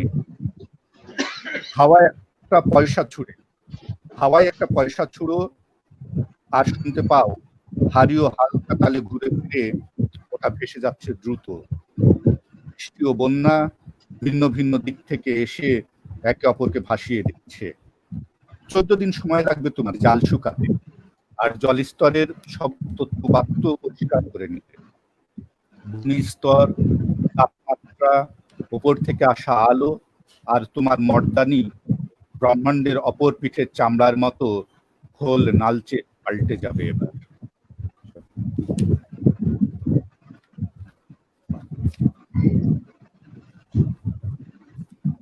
ঠিক আছে, আমরা এখানে সঞ্জীবকে একটা ভাষালিপি থেকে দেবাশিস তরফদারের ইউলিসিস বলে একটা বই, ইউলিসিস রহস্য, নিশ্চয়ই তোমরা পড়েছো এটা যারা। তো এই বইটার প্রচ্ছদ নিয়ে আমি সঞ্জীবকে বলবো। প্রচ্ছদটা করার সময় এই যে ইউলিসিস রহস্য, দেখো প্রচ্ছদটা, এই প্রচ্ছদটার সময় দেবাশিস দার সঙ্গে সঞ্জীবের একটা কথাবার্তা হয়েছিল, এবং তারপর সঞ্জীব এটা এঁকেছে এবং দেবাশিস দার প্রচন্ড পছন্দ হয়েছিল। যা বাবা, সঞ্জীবকে প্রশ্ন করছে, সঞ্জীব এই যে আবার, যাই হোক সঞ্জীব একটু বলো তাহলে। ইউলিস তুমি মিউট আছো, মিউটটা খুলে নাও। সঞ্জীব কিন্তু মিউট আছে। হ্যাঁ সুনিতা মিউট হয়ে গেছে। হ্যালো, হ্যাঁ হ্যাঁ হ্যাঁ শুনতে পাচ্ছি। হ্যাঁ হ্যাঁ বলো। হ্যাঁ বলছি হ্যাঁ, ওই বইটি প্রচ্ছদের সময় ইউলিসিস রহস্য, ওখানে উপরে যে ছবিটা রয়েছে সেটা জেমস জয়েসেরই ছবি। ওটা কিছু একজন বিখ্যাত একজন আর্টিস্ট, নামটা হচ্ছে সিজার আভেন এরকম। তো সেটা ঘটনাটা এরকম যে জয়েস গেছেন একটা দোকানে, সেখানেই ওই সিজার আভেনের সাথে দেখা। তিনি বললেন যে এরকম আপনার আমি একটা ছবি আঁকবো, ড্রয়িং করবো। তখন জয়েস নাকি রাজি হলেন, বলছি ঠিক আছে করা যেতে পারে, একটা শর্তে আমি দাঁড়িয়ে রয়েছি, একটা পৃথিবীর উপর দাঁড়িয়ে রয়েছি, এবং মানে আয়ারল্যান্ডের উপর, পৃথিবীর আয়ারল্যান্ড না, ওটা পৃথিবীর আয়ারল্যান্ডের ম্যাপটার উপরে, পৃথিবী তার উপর আয়ারল্যান্ড যেখানটা রয়েছে তার উপরে দাঁড়িয়ে আছে এরকম ভাবে। কিন্তু ওই নিচে যে বলটা রয়েছে আমি কিছু এডিট করেছি, কিছু বাদ দিয়েছি ওই বলের উপর, আসলে ওটা পৃথিবী। আর জয়েস ওই বয়সে একটু পরের দিকে উনি একটু পুজো হয়ে গেছিলেন, বলে সেই কার্টুনিস্ট উনি এঁকেছেন একটা জিজ্ঞাসা চিহ্নের মতো। আর জয়েসের চোখও ভীষণ রকম ভাবে খারাপ ছিল, হাই পাওয়ার একটা চশমা ছিল। দেখবে যে চশমার ওখানটা দিয়ে দেখবে ভীষণ মানে একটা বেশ মোটা লেন্সের একটা চশমা। এটা আসলে উনি এঁকেছেন এরকম ভাবে, সেটাকে আমি ওটা ড্রয়িং করেছি, কিন্তু সেটা মূলত তার ড্রয়িং এর উপরে আমি ড্রয়িং করেছি আর কিছু এডিট করেছি। পিছনে পকেটে একটা নিউজ পেপার এরকম ছিল, সেটাকে বাদ দিয়ে দেওয়া হয়েছে। আর বইটাকে রাখা হয়েছে, কালারটা হচ্ছে একেবারে অরেঞ্জ কালার, মানে জীবনের রং, আলো। জয় সেটা ভীষণ পছন্দ করতেন এরকম ভাবে। এমনিতে তো খুব অসুস্থ এরকম ভাবে থাকতেন, খুব পছন্দ করতেন। একেবারে সাদামাটা ভাবে ওইভাবেই করা হয়েছে, জাস্ট তার সেই ড্রয়িংটা মানে জয়েসেরই, ওটা একটা আত্মপ্রতিকৃতি বলবো না, জয়েসকেই আঁকা, একটু কার্টুন ফরম্যাটে আঁকা। ছবিটা কিছু এডিট করা হয়েছে। এটা দেবাশিসের সাথে বসেই এই ধরনের একটা আলাপ আলোচনা করেই ছবিটা করা হয়েছে। ছবিটা করে আমি ওই ড্রয়িংটা করে ওটা করে মানে যদি ওটা দেখেই করা, এবং কিছু জায়গায় এডিট করে কিছু জায়গায় নিজের মতো করে করেছি। মূলত ভাবনাটা সেখান থেকেই নেওয়া। তো পরে শুনলাম যে ছবিটা সত্যি মানে বইটা দেখতে মানে গেট আপটা অন্যরকমই হয়েছে, বিভিন্ন জায়গাতেও এসছে। এবং আমাকে একজন অদ্ভুত ভাবে বলেছিলেন যে অনেক দূর থেকে আমি ওই বইটা দেখি, আমি কলকাতার একটি দোকানের কথাই বলছিলেন যে আমি ওই দোকানে এসে অনেক দূর থেকে বইটি দেখে, ছবিটা দেখে আমি আকৃষ্ট হয়ে তারপরে বইটা আমি নিই, তারপরে আমি দেখি ওটা জয়েসের বই। এটা বলা আর কি, মানে এটা তো আর বিশেষ কিছু। হ্যাঁ কাজটা খুবই সিম্পল রাখা হয়েছে, একেবারে লাইন আর্টে। আর মাঝখানে মানে ঠিক বলটার উপরে বা ওই পৃথিবীর উপরে জয়েসেরই লেখা ওই ইউলিসিসের একটা অংশ, জাস্ট দুটো লাইন ওখানটা দেওয়া হয়েছে, কোনো অন্য কোনো অর্থের নয়।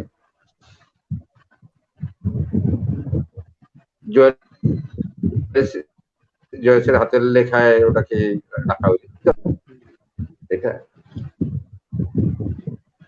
তাই আর কি।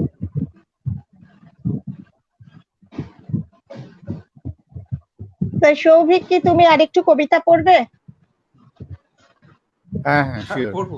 আর রুদ্র থাকলে ভালো হতো, মানে কানেকশনটা। খুব খারাপ লাগছে, খুবই খারাপ লাগছে। ওই যে রুদ্র যদি ঢুকতে পারে, রুদ্র এসছেন, তাহলে আমরা আগে রুদ্রর কবিতা শুনে নি, কারণ ওইটা একদম আজকে খুব খারাপ হলো, এত কানেকশনের অভাব। রুদ্র একটু কবিতা পড়ে নি। আমি আর না কবিতা পড়ছি না, আর পুরো ব্যাপারটা একদম হয়ে গেছে। আমি একটু আমি বলি কবিতার পড়ছি না, আমি নতুন দু একটা কাজ করছি, সেই দিয়ে একটু গল্প করি। সেটা হচ্ছে যে আমি এই গ্রিক কবিতা অনুবাদ করতে গিয়ে একটা জায়গায় দেখলাম যে বুলগেরিয়ার অনেক তরুণ কবি তারা আথেন্সে থাকেন এবং তারা দুটো ভাষাতে কবিতা লেখেন, অর্থাৎ গ্রিক ভাষাতেও কবিতা লেখেন, আবার বুলগেরিয়ানতেও কবিতা লেখেন। এদের মধ্যে একজন হচ্ছে আয়ানা বকুভা।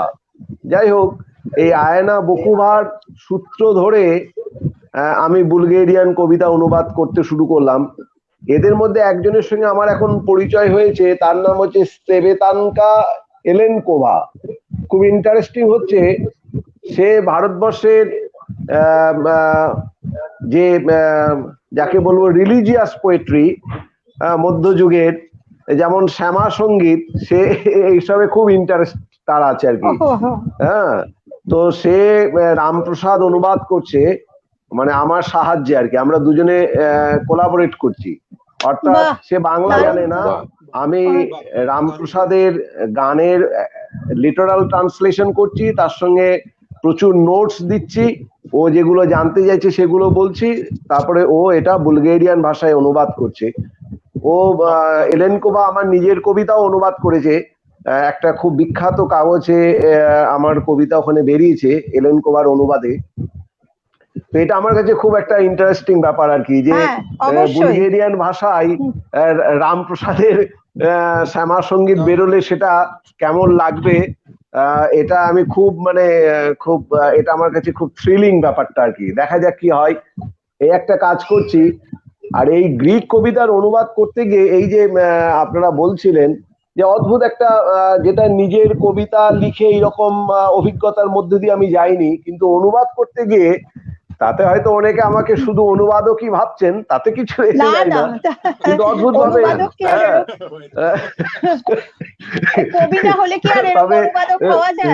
তবে হ্যাঁ অদ্ভুত এক্সপিরিয়েন্স হচ্ছে। হঠাৎ করে একদিন দেখলাম একজন একটা মেল পাঠিয়েছে, তার নাম সরসা সুলিভান। সরসা সুলিভান আমি পরিচিত নই, তা পরে দেখলাম যে ও আয়ারল্যান্ডে থাকে। কি ব্যাপার না, আমার এই গ্রিক কবিতার অনুবাদ ও কোনোভাবে জেনেছে আর কি। ওই সরসা সুলিভান, দিমিত্রিস লিয়াকস বলে একজন খুব বড় কবি আছেন গ্রিসে, তার বয়স আমার চেয়ে একটু বড় হবে, 1967-66 তার জন্ম। তার একটা বিখ্যাত ট্রিলজি আছে, তিনি থাকেন জার্মানিতে। তো সুলিভানের মারফত সে আমার সঙ্গে যোগাযোগ করেছেন তিনি, যে তার কবিতা অনুবাদ করতে হবে বাংলায়, এই ট্রিলজিটা, সুলিভান, লিয়াকস এবং আমরা তিনজনে মিলে সেটা করব। সেই বইও আমার কাছে এসেছে কয়েকদিন আগে জার্মানি থেকে, আমি কিছু পার্ট অনুবাদও করেছি। তো এই ধরনের বিচিত্র অভিজ্ঞতা হচ্ছে অনুবাদ করতে গিয়ে আর কি। আর এই অনুবাদ করতে গিয়ে যেটা হয়েছে, এখন আমার ওই ম্যাসিডোনিয়া, যেটাকে নর্থ ম্যাসিডোনিয়া বলছে, নর্থ ম্যাসিডোনিয়া এবং গ্রিস আর হচ্ছে বুলগেরিয়ায় আমার প্রচুর বন্ধু। হ্যাঁ, এত বন্ধু হয়েছে আর কি। আর প্রতিনিয়ত তাদের সঙ্গে যোগাযোগ হচ্ছে। তারা নতুন অনেকে কি করছে, যে হয়তো ম্যাসিডোনিয়ান ভাষা তো আমি জানি না, তাদের বই বেরোচ্ছে, সেই ভাষার বই আমাকে পাঠিয়ে দিচ্ছে। সেটা আবার আমাকে আন্দাজ করে করে, মানে কিছু তো বুঝতে পারছি না, সেটা গুগল ট্রান্সলেশনে গিয়ে কোনো রকমে গিয়ে একটা আন্দাজ করে তাকে একটা ধন্যবাদ জানাতে হচ্ছে বা কিছু বলতে হচ্ছে। হ্যাঁ, তো এতগুলি ভাষা তো শেখা হয়তো সম্ভব নয়। খুব কষ্ট করে করে একটু গ্রিকটা পড়তে পারি, ফরাসিটা শিখেছিলাম একাডেমিক ইয়েতে, একটা স্কুলে ইনস্টিটিউটে ভর্তি হয়ে, কিন্তু তবু এরা আমার খুব বন্ধু হয়ে গেছে। এবং একটা খুব ইন্টারেস্টিং একটা ডেভেলপমেন্ট হচ্ছে, যেটা আমি পারলেই হবে। বুলগেরিয়াতে ওরা আমাকে বুলগেরিয়াতে ডেকেছে। হ্যাঁ, হয়তো পরের বছর আমি বুলগেরিয়া যেতে পারি। তো ওরা আমাকে একটা দায়িত্ব দিয়েছে, সেটা হচ্ছে এই সময়ে বাংলায় কি লেখা হচ্ছে। হ্যাঁ, এই সময় অর্থাৎ আমার কন্টেম্পোরারি যারা, হ্যাঁ, তাদের লেখা একটা সংকলন বুলগেরিয়ান ভাষায় বেরোবে আর কি।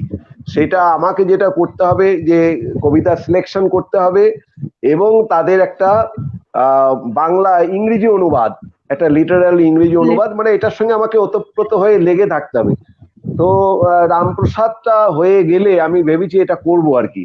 তাতে হয়তো 2-3 বছর সময় লাগবে, এবং সেখানে যদি এই সৌভিক, সুহৃদ এবং আরো অন্যান্যদের পাই, তাহলে এটা আমার পক্ষে তো এরকম 50 জনের কবিতা অনুবাদ করা সম্ভব হবে না, কিন্তু যদি আমার সঙ্গে অনেকে থাকেন তাহলে এই কাজটা হতে পারে। সেটা খুব ভালো হবে, বাংলা কবিতা বুলগেরিয়ান ভাষায় যদি অনুবাদ হয়, হ্যাঁ, সেটা খুব ভালো হবে। তো এইগুলোর মধ্যে দিয়ে, এই সব অভিজ্ঞতার মধ্য দিয়ে যাচ্ছি, আর অদ্ভুত অদ্ভুত বন্ধু জুটছে আর কি অনুবাদ করতে গিয়ে। হ্যাঁ, অনুবাদ করতে গিয়ে এটাই মনে হয় আমার বড় পুরস্কার আর কি। হ্যাঁ, এতগুলো দেশে। ইন্দো আমার হেলেনিক কবিতা হয়তো কিছু কিছু সোসাইটিতে তো আপনার ওয়েব পেজে সমস্ত বইগুলো আছে তো আপনার। হ্যাঁ, ইন্ডো হেলেনিক পেজে ওরা বইগুলো দেখেছে কোথাও থেকে, তারপরে আমার সঙ্গে ওরা যোগাযোগ করে। তারপরে ওরা আমাকে জানতে চেয়েছিল আপনার কি মানে কিভাবে how can we help you. তো আমি বললাম যে আমার খুব বিভিন্ন জায়গায় বেড়াতে যাওয়ার খুব মানে ইচ্ছে আছে আর কি। তো আমি তো কি বলবো আর কি, টাকা পয়সা পুরস্কার এসব চাই না, আমি বললাম একটু বেড়াতে যেতে পারলে আপনাদের দেশে খুব ভালো লাগবে আমার। তো তখন তারপর বললো না, বি সিরিয়াস, হ্যাঁ কিছু কি কোনো রকমের হেল্প করতে পারি। তো আমি তখন বললাম যে হ্যাঁ, আমি গ্রিক ভাষাটা সেভাবে তো জানি না, তো আমি যদি এরকম একটা সুযোগ পাই গ্রিসে গিয়ে একটু পড়াশোনা করা, তাহলে সেটা আমার পক্ষে খুব একটা বড় সুযোগ হবে আর কি। এটা খুব বড় একটা হেল্প হবে যে আমি গ্রিক ভাষাটা অনুবাদ করার মতো অতটা যদি জানতে পারতাম, সরাসরি যদি নিজেই অনুবাদ করতে পারতাম, তাহলে সেটা ভালো হতো। তো ওরা বলেছে ঠিক আছে দেখা যাক। তো জানি না কি হবে, তবে এদের সাহচর্য, এদের বন্ধুত্ব আমাকে খুব অনুপ্রাণিত করছে। আমি যখন অনুবাদটা আরম্ভ করেছিলাম জানি বুঝতে পারিনি যে এরকম ব্যাপার স্যাপার ঘটবে। ওই সুহৃদ যেমন বলছিল, আমিও তাই, সারা পৃথিবীতে কি লেখা হচ্ছে, আমি দুটো জিনিসে খুব আমার ইন্টারেস্ট, একটা হচ্ছে লোককথা আর কবিতা। হ্যাঁ, আমার এরকম হঠাৎ হঠাৎ মনে হয় আচ্ছা মঙ্গোলিয়ান লোককথায় কি কি বলছে। তো আমি তখন এস্কিমোদের লোককথা কি রকম, সেখানে কি আছে। তো এইগুলো এখন ইন্টারনেটের এই সুবিধাটা হয়েছে, তো আমি এই দুটো জিনিসে আমার খুব আগ্রহ, একটা লোককথা আর একটা তার সঙ্গে ফোকলোর, ফোকটেলস, আর তার সঙ্গে কবিতা। তো এইগুলো নিজের লেখাকেও হয়তো কোনোভাবে প্রভাবিত করছে হয়তো, জানি না আর কি। তবে তবে এই লকডাউনের সময় প্রচুর অনুবাদ করেছি। একটা কাগজে প্রতিদিন লিখেছি, হ্যাঁ সেটা প্রায় 80-90 দিন টানা লিখেছি প্রত্যেক দিন। হ্যাঁ, সারাদিন অনুবাদ করতে আমার সন্ধ্যেবেলা কাগজটা বেরোয় আর কি, 7টার সময় আর কি। তো যাই হোক, এই চলছে।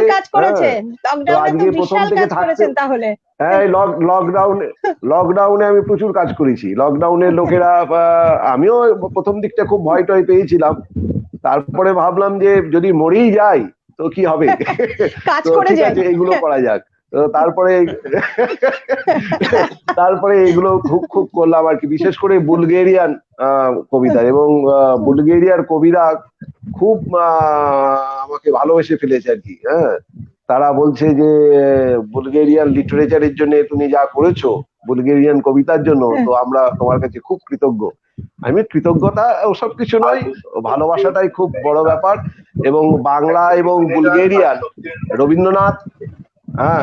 রবীন্দ্রনাথ এই সম্পর্কটা শুরু করেছিলেন, জানেন তো। রবীন্দ্রনাথ বুলগেরিয়ায় গিয়েছিলেন এবং বুলগেরিয়ার সঙ্গে একটা রবীন্দ্রনাথের একটা কানেকশন আছে। তো আমি সেটা নিয়ে হয়তো লিখবো। তো এইটাকে যদি করা যায় যে বুলগেরিয়ান এবং বাংলা কবিতার মধ্যে যদি একটা একটা ব্রিজ, একটা সেতু বন্ধন করা যায়, তো সেটার আমি খুব চেষ্টা করছি। হ্যাঁ, সেটা তো খুবই ভালো হবে, খুবই ভালো হবে। খুবই চেষ্টা করছি। এই তো আপনার দুজন এখানেই আছে, আরো নিশ্চয়ই যারা আছেন, আরো যারা অনুবাদ করছেন এরকম তরুণ কবিদের সঙ্গে নিয়ে এই কাজটা আমার করার খুব ইচ্ছে আছে। হ্যাঁ, তো ওদের ওখানে একটা খুব, এলেনকোভা যার কথা বললাম, সে খুব ভারতবর্ষ সম্পর্কে খুব ভালো জানে, সে রবীন্দ্রনাথ জানে, তারপরে সে আমাদের ধম্মপদ পড়েছে, সে গীতা পড়েছে। হ্যাঁ, সে ভারতবর্ষের যে লিটারেচার সম্পর্কে তার প্রভূত আগ্রহ। সে শৈব কবিতার অনুবাদ করেছে, যে শৈব দর্শনকে আশ্রয় করে যেসব কবিতা লেখা হয়েছে বিশেষ করে সাউথ ইন্ডিয়ায়, সেসব কবিতা সে বুলগেরিয়ান অনুবাদ করেছে, এবং তার নিজস্ব একটা প্রেস আছে, হ্যাঁ পাবলিকেশন আছে। এই নবনীতা বীর যেমন রয়েছে, তো সে নিজে কবি এবং তার একটা নিজস্ব প্রেস রয়েছে আর পাবলিকেশন।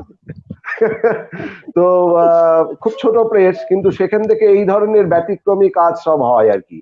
হ্যাঁ, এই সময়ের বুলগেরিয়ান ভাষায় কি লেখা হচ্ছে বা ইউরোপীয় কবিতার অনুবাদ হচ্ছে।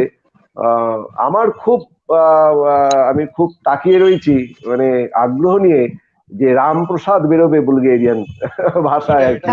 সেটার জন্য আমি খুব খুব আগ্রহের সঙ্গে রয়েছে আর কি। আচ্ছা, রুদ্রর কিন্তু মীরার কবিতার অনুবাদ আছে, মীরার কবিতার অনুবাদ ভাষালিপি থেকেই আছে, একটা ছোট্ট বই অনুবাদ আছে ভাষালিপি থেকে। তার একটি অসাধারণ প্রচ্ছদ করেছেন সঞ্জীব দা। আর এই কবিতাগুলোর অনুবাদ নিয়ে একটা গল্প বলি। আসলে কোনোদিন মীরার ভজন শুনেছি, গান শুনেছি, কিন্তু এগুলো অনুবাদ করব কোনোদিন ভাবিনি। কিন্তু একটা সময়ে আমাকে 1 মাস রাজস্থানে থাকতে হয়েছিল। একটা ওই সিসিআরটির ট্রেনিং এ গিয়েছিলাম, 1 মাস ছিলাম একটা পাহাড়ের উপরে একটা বাড়িতে। তো তখন ওখান থেকে আমি ওই চিতোরগড় গিয়েছিলাম কয়েকবার। ওইখানে দারুণ ভালো, ভীষণ সুন্দর। হ্যাঁ, ওই চিতোরগড়ে গিয়ে যে মীরার মন্দির, যেটা মাধব মন্দির, সেখানে আর আমি একটু সঞ্জীব দা জানেন আর কি, এই নানান রকমের ভূত প্রেত তন্ত্র মন্ত্র, এই যে গুহ্য বিদ্যা, তার প্রতি আমার একটা গভীর একটা আগ্রহ আছে। তো ওখানে গিয়ে ওই মন্দিরে বসে আমি ফিল করছিলাম যে মীরার উপস্থিতি। তো ওই হাঁটতে হাঁটতে অনেকটা সময় আমি ওখানে ছিলাম। যখন ওই পথ ধরে হাঁটছিলাম, আমার যেন মনে হচ্ছিল যে এই মাটি কত পবিত্র, এই মাটির উপর দিয়ে মীরা নামের একজন কবি হেঁটে গেছেন, একজন সঙ্গীতজ্ঞ হেঁটে গেছেন। তখনই আমি ওইখানে বসে তখন আমি এই অনুবাদগুলো করেছিলাম আর কি। হ্যাঁ, খুব ছোট কয়েকটা মাত্র, মানে 14-15টা গান হবে, সেটা কবিতায় অনুবাদ করেছিলাম। এবং ওখানে আমি একটা ওই যেটাকে আমাদের ছড়ার ছন্দ বলে, সেই ছন্দটাকে ওখানে রাখবার চেষ্টা করেছিলাম আর কি। হ্যাঁ, এই আর কি। বলুন এবার আপনারা। আমি তো অনেক কবিতা একটু বলো। তুমি তো কবিতা পড়োনি, ওরা পড়েছে সবাই। তুমি আপনি দুটো অন্তত কবিতা পড়ুন, দুটোকে বলছি। তুমি বললেই হবে। আচ্ছা বেশ, আমি তাহলে কার কবিতা পড়বো? আমি একটা ওই যে কবিতাটা পড়তে গিয়ে থেমে গেলাম, হাইজি, তার কবিতাটাই পড়ি। হ্যাঁ হ্যাঁ, হাইজি কবিতা। আমি বলছিলাম যে তিনি আত্মহত্যা করবেন, তিনি ঠিক করে নিয়েছেন, অথচ কবিতা লিখছেন। সেই কবিতায় কিন্তু মৃত্যুর কোনো ছায়া নেই, কোনো দুঃখ নেই। হ্যাঁ, কোনো মৃত্যুর ছায়া নেই। কেউ বুঝতে পারবে না এই কবিতা পড়ে যে এই মানুষটি 1 সপ্তাহ পরে তিনি আত্মহত্যা করতে যাচ্ছেন। তো তার একটা কবিতা পড়ি, আমার খুব ভালো লাগে হাইজির কবিতা। কাল থেকে আমি হয়ে উঠবো একজন সুখী মানুষ, ভালোবাসবো আর ঘুরে বেড়াবো সারা পৃথিবী। কাল থেকে আমি ভালোবাসবো সকল শস্য ও সবজি সম্ভার। আমার কাছে একটা বাড়ি সমুদ্র মুখিন, আমার চাই একটা বাড়ি সমুদ্র মুখিন, প্রস্ফুটিত বসন্ত ফুলের সম্ভার। কাল থেকে আমি প্রিয়জনদের চিঠি লিখবো, জানাবো আমার সুখের কথা, ছড়িয়ে দেব সকলের কাছে আশিস লব্ধ বিদ্যুৎলতার বাণী। প্রত্যেক নদী আর পাহাড়কে আমি দেব প্রিয় নাম, অপরিচিত তোমাদেরও আমার শুভেচ্ছা। উজ্জ্বল ভাবিকালের প্রার্থনা, তোমার প্রেমিকার সাথে যেন দৃঢ় হয় তোমার বিবাহ বন্ধন। পার্থিব পৃথিবীর সুখে উপচে পড়ুক তোমাদের জীবন। আমি শুধু চাই সমুদ্রের দিকে চেয়ে থাকা একটা বাড়ি, প্রস্ফুটিত বসন্ত ফুলের সম্ভার। একটা কবিতা শোনা গেল? খুব ভালো শোনা গেছে। আরেকটা শুনি, হাইজির আরেকটা শুনি। আচ্ছা, হ্যাঁ শোনা গেছে। হ্যাঁ, আচ্ছা, আরেকটা আমাদের কে সচ্চিদানন্দনের একটা কবিতা পড়ি। উনি মালায়ালাম ভাষায় লেখেন। তার একটা কবিতা গান্ধী ও কবিতা। হ্যাঁ, গান্ধী হাঁটছিলেন রৌদ্রে, নোয়াখালী পার হওয়া সূর্যে রৌদ্র। এসো একটু বিশ্রাম নাও। গান্ধী পিছন ফিরে দেখলেন একটা ঝাঁকড়া গাছ। তুমি বিশ্রামের সময় তো এখনো হয়নি, গান্ধী বললেন। গাছের অভিযোগ, পৃথিবী মানুষেরা বড্ড ব্যস্ত, বুড়ো হয়ে গেলাম, আজ আমার ফুল নেই, ফল নেই, এমনকি পাখিরাও আজ আমাকে ছেড়ে গেছে অনেক দূরে। গান্ধী বললেন, চিন্তা করো না, তোমার জন্য অপেক্ষা করছে কুঠার, আমার জন্য বুলেট। যন্ত্রণায় কাতরে ওঠে গাছ, বলো না এমন কথা। কারো দরকার হবে এই ছায়া, বসন্তের স্মৃতি, গাছ পেরিয়ে গেল দীর্ঘশ্বাসের মতো। গান্ধী বললেন, প্রার্থনা করো, তুমি না থামলে আমিই হাঁটবো তোমার সঙ্গে। গাছ বলল। গাছ হাঁটতে লাগলো গান্ধীর সঙ্গে। বাতাস উঠলো, একটা পাখি উড়ে এলো গাছের ডালে। দেখো দেখো, আমি আবার ফুলেল হলাম। গাছ হেসে উঠলো সাদা ফুলে ফুলে। তুমি হাঁটছো, তাহলে এবার থামতে পারি আমি।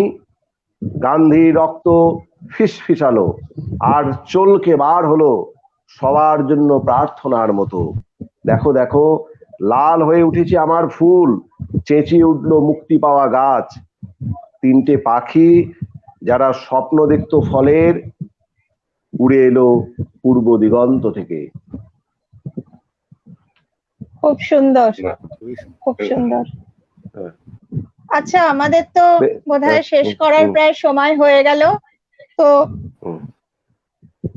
এমন একটা কিছু দিয়ে শেষ করি যা এই এখনের যে সময়, রাজনৈতিক, আবার বলছি সামাজিক, অর্থনৈতিক খুব একটা খারাপ সময়ের মধ্যে দিয়ে আমরা যাচ্ছি, বা হয়তো বা আরো খারাপ সময়ের মধ্যে গিয়ে পড়বো, বলতে পারছি না ঠিক কিরম কি অবস্থা হবে।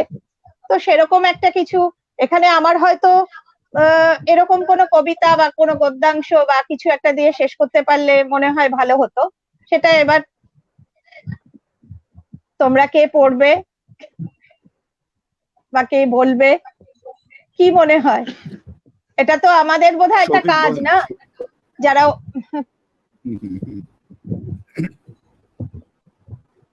এটা তো একটা ব্যাপার যে মানে মানব, যদিও আজকে রামদেও ধাসাল, মান্টু সবার কথাই আলোচনা, লিন্ডা সবাই তাদের প্রতিবাদের বলে গেছেন। হ্যাঁ, মানে আমার মনে হয় যে এই সময়ের মধ্যে দিয়ে যে মানে পিরিয়ডটা দিয়ে আমরা যাচ্ছি আর কি, তাতে যেটা প্রাথমিকভাবে মানুষের কাছে তো একটা ধাক্কা লেগেছিল যে আমরা কি করব। এটা নিউ নরমালস বলা হচ্ছে ঠিকই, কিন্তু তার বাইরেও যে সমস্ত জিনিসগুলো আমরা স্বাভাবিক জীবন থেকে একদম অন্যরকম বিচ্ছিন্ন হয়ে যাচ্ছি, সেভাবে থাকতে হচ্ছে। এর মধ্যে যে জিনিসটা মানে ক্রমশ সব ক্ষেত্রেই মানে তৈরি হয়েছিল, বা রাষ্ট্র হয়তো বিভিন্ন সময় তৈরি করে, যে অবিশ্বাস শব্দটা আমি বললাম ইচ্ছে করে। একদমই, একদম ঠিক, অবিশ্বাস। হ্যাঁ, সাংঘাতিক ভাবে যাচ্ছি, কাউকে বিশ্বাস করতে পারছি না, পাশের বাড়ির লোক। তো এইসব মিলিয়ে মানে আমার নিজস্ব অভিজ্ঞতা সবকিছু মিলিয়ে বলছি, সবারই একই রকম অভিজ্ঞতা। আমার মনে হয় এই অবিশ্বাসের মোড়কটা যেভাবে আগে খুলে ফেলেছে মানুষ বিভিন্ন ক্রাইসিসের পিরিয়ড গুলোতে, আমাদেরও খুলতে হবে। আমাদের হয়তো এটা বলছি যে এই ক্রাইসিসটাতে আমরা পড়েছি দুর্ভাগ্য, আবার এটাও ঠিক যে এই ক্রাইসিস থেকে বেরিয়ে আসার জায়গাটা আমাদেরই। এবং এই ক্ষেত্রে আমরা যারা একসাথে কাজ করছি, সে নিজের মৌলিক লেখালেখি বলুন বা ছবি বলুন কি অনুবাদ বলুন, এই সব মিলিয়ে সবারই সব মিলিয়ে একটা মেলানো প্রচেষ্টার মধ্যে দিয়ে আবার চলতে হবে, যেতে হবে। এর ছাপ তো থাকবেই না, তো বটেই। পরে বুঝতে পারবো আমরা যে ছাপটা থাকলো। হ্যাঁ, একটা কাজের আমি বলছি যে সম্প্রতি একটা কাজ হয়েছিল, ওয়ার্ডস উইদাউট বর্ডার্স বলে একটা ওয়েবসাইট আছে, যারা সমকালীন পৃথিবীকে একটা জায়গা, মানে আমি সবসময় স্বপ্ন দেখি যে বাংলায় যদি এরকম একটা জায়গা থাকতো আর কি। সুইট ভাই বা ক্ষুদ্র, আপনারা তো দেখেছেন নিশ্চয়ই। তো ওখানে কিছুদিন আগে আমি দেখছিলাম, কিছুদিন আগে বলতে প্যান্ডেমিক শুরু হলো, কোভিড থেকে ওরা একটা কাজ করছে যে সারা বিশ্বের বিভিন্ন জায়গায় বিভিন্ন ধরনের লেখকরা, বিভিন্ন গ্রাউন্ডের মানুষরা, তারা কিভাবে এটাকে দেখছেন, এই একটা ডকুমেন্টেশন। এবং সেক্ষেত্রে শুধুমাত্র মানে ব্যক্তি মানুষ নয়, হয়তো কোন একটা পার্টিকুলার গোষ্ঠী রয়েছে, তাদের কি ধরনের এক্সপ্রেশন হচ্ছে সারা বিশ্বের থেকে। তো আমাদেরই পরিচিত আমার এক বন্ধু সনেট কলকাতায় থাকে, সনেট ইংরেজিতে লেখে, সনেট মন্ডল, ওর লেখা ওখানে। এরকম আরো মানে এই জায়গাটা, ফলে কাজের যে জায়গাগুলো না, এই জায়গাগুলো চলতেই থাকছে। মানে এই অবস্থার মধ্যেও ধরুন, এবং একটা দেখছি যে আপনি কোন একটা প্রত্যন্ত লাতিন আমেরিকার কোন একটা দেশে মানুষ এই জায়গা আটকে কেমন অবস্থায় রয়েছে, বা আমাদের বোম্বে মানে মহানগরীতে, মুম্বাইতে কি অবস্থায় রয়েছে, ওখানকার লেখকরা লিখছেন। এই ডকুমেন্টেশন গুলো মানে এর মধ্যে বোধহয় খুলে দিয়েছে বিভিন্ন, মানে সবকিছুর মধ্যেই তো কিছু পসিবিলিটিস থাকে যেগুলো খুলে ফেলা যায়, এগুলো চলছে আর কি। তো এটা তো খুবই ভালো যে একসাথে আমরা একটা আড্ডা মারলাম আর কি। এটা তো হ্যাঁ সেটাই ঠিক, এটা খুবই ভালো যে অন্তত এর মাধ্যমে আমরা একটু আড্ডা মারতে পারি, একটু শুনতে পারি এসব কথা। আমাদের যেটা মনে হয়,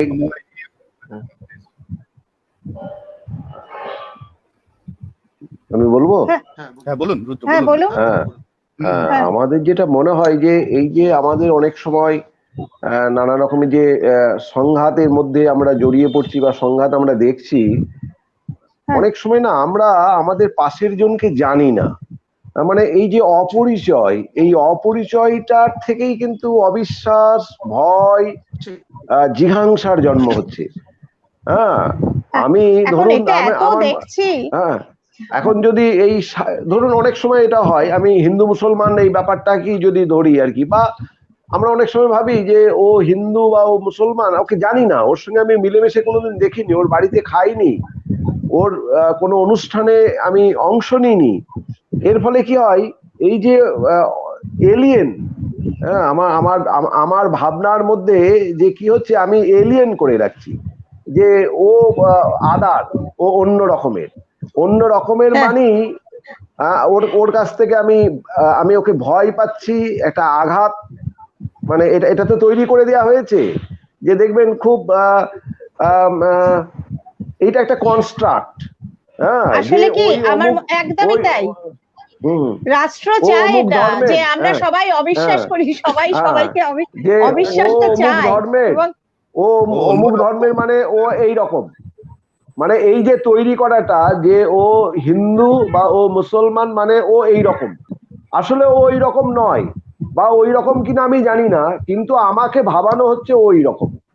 তো এইটা কিন্তু আমরা যদি পরস্পরের সঙ্গে আমাদের এই যে মেলামেশাটাকে যদি বাড়াই, আমাদের প্রতিদিনের যে অভ্যাস, সেটাই যদি আমরা ওই বাউন্ডারি গুলোকে ভেঙে দিই, সাহিত্য একটা হতে পারে, কবিতা একটা হতে পারে। আমরা পাকিস্তান সম্পর্কে একটা কিরকম আমাদের একটা ধারণা আছে, সেই ধারণাটা কি আমরা ক্রিকেটের ম্যাচের মধ্যে দিয়ে তৈরি করেছি, যে সেটাকে একটা যুদ্ধ হিসেবে নিচ্ছি। কিন্তু যখন পাকিস্তানের কবিতা পড়ছি, আমি মিডল ইস্টের অনেক কবিতা পড়েছি, কি অসাধারণ সব কবিতা লিখছেন, অসাধারণ কবিতা লিখছেন, কি মানবতাবাদ সেখানে রয়েছে, কি প্রেম সেখানে রয়েছে। গোটা বিশ্ব জুড়ে যে কবিতা, মানে কবিরা তো সেরকমই হবে। আমি যখন দুনিয়া মিখাইলের কবিতার মধ্য দিয়ে, দুনিয়া মিখাইলের চোখ দিয়ে যখন আমি ইরাককে দেখছি, তখন আমার কাছে একটা অন্য ইরাক উপস্থিত হচ্ছে। তো এই জন্য এই অনুবাদগুলো একটা বিরাট ভূমিকা নিতে পারে। এই অনুবাদের মধ্য দিয়ে আমরা এই দেয়ালগুলোকে এই ভেঙে দিতে পারি। এই যে রাষ্ট্র কর্তৃক যে কনস্ট্রাক্ট, সেই ভাবনাগুলোকে আমরা ভেঙে দিতে পারি, যে শুধু রাষ্ট্রের চোখ দিয়ে আমি ইরাককে দেখবো না, পাকিস্তানকে দেখবো না, আমি পাকিস্তানি কবির চোখ দিয়ে ইরানকে দেখবো, পাকিস্তানি কবির চোখ দিয়ে পাকিস্তানকে দেখবো, ইরাকের কবির চোখ দিয়ে আমি ইরাককে দেখবো। তাহলে মনে হয় এই দেখাটা আরো স্পষ্টতর হবে। আর আমাদের ভিতরের যে এই যে একটা তৈরি হয়ে রয়েছে, যে বাধাগুলো তৈরি হয়ে রয়েছে, যে দীর্ঘকাল আমরা যেটাকে যার অভিশাপ আমরা বহন করছি, সেইটা থেকে আমরা নিজেরা মুক্ত হতে পারবো। ধর্ম, রাষ্ট্র, আমাদের মধ্যে যে অভিশাপ গুলো আমাদের মাথার মধ্যে চাপিয়ে দিয়েছে, তার থেকে আমরা বেরিয়ে আসতে পারবো। তো কবিতা একটা বিরাট বড় ভূমিকা নিতে পারে, অনুবাদ একটা বিরাট বড় ভূমিকা। আমি সত্যি কবিতা পড়তে গিয়ে আমি দেখলাম যে কি অসাধারণ কবিতা লিখছেন দুনিয়া মিখাইল, কি অসাধারণ।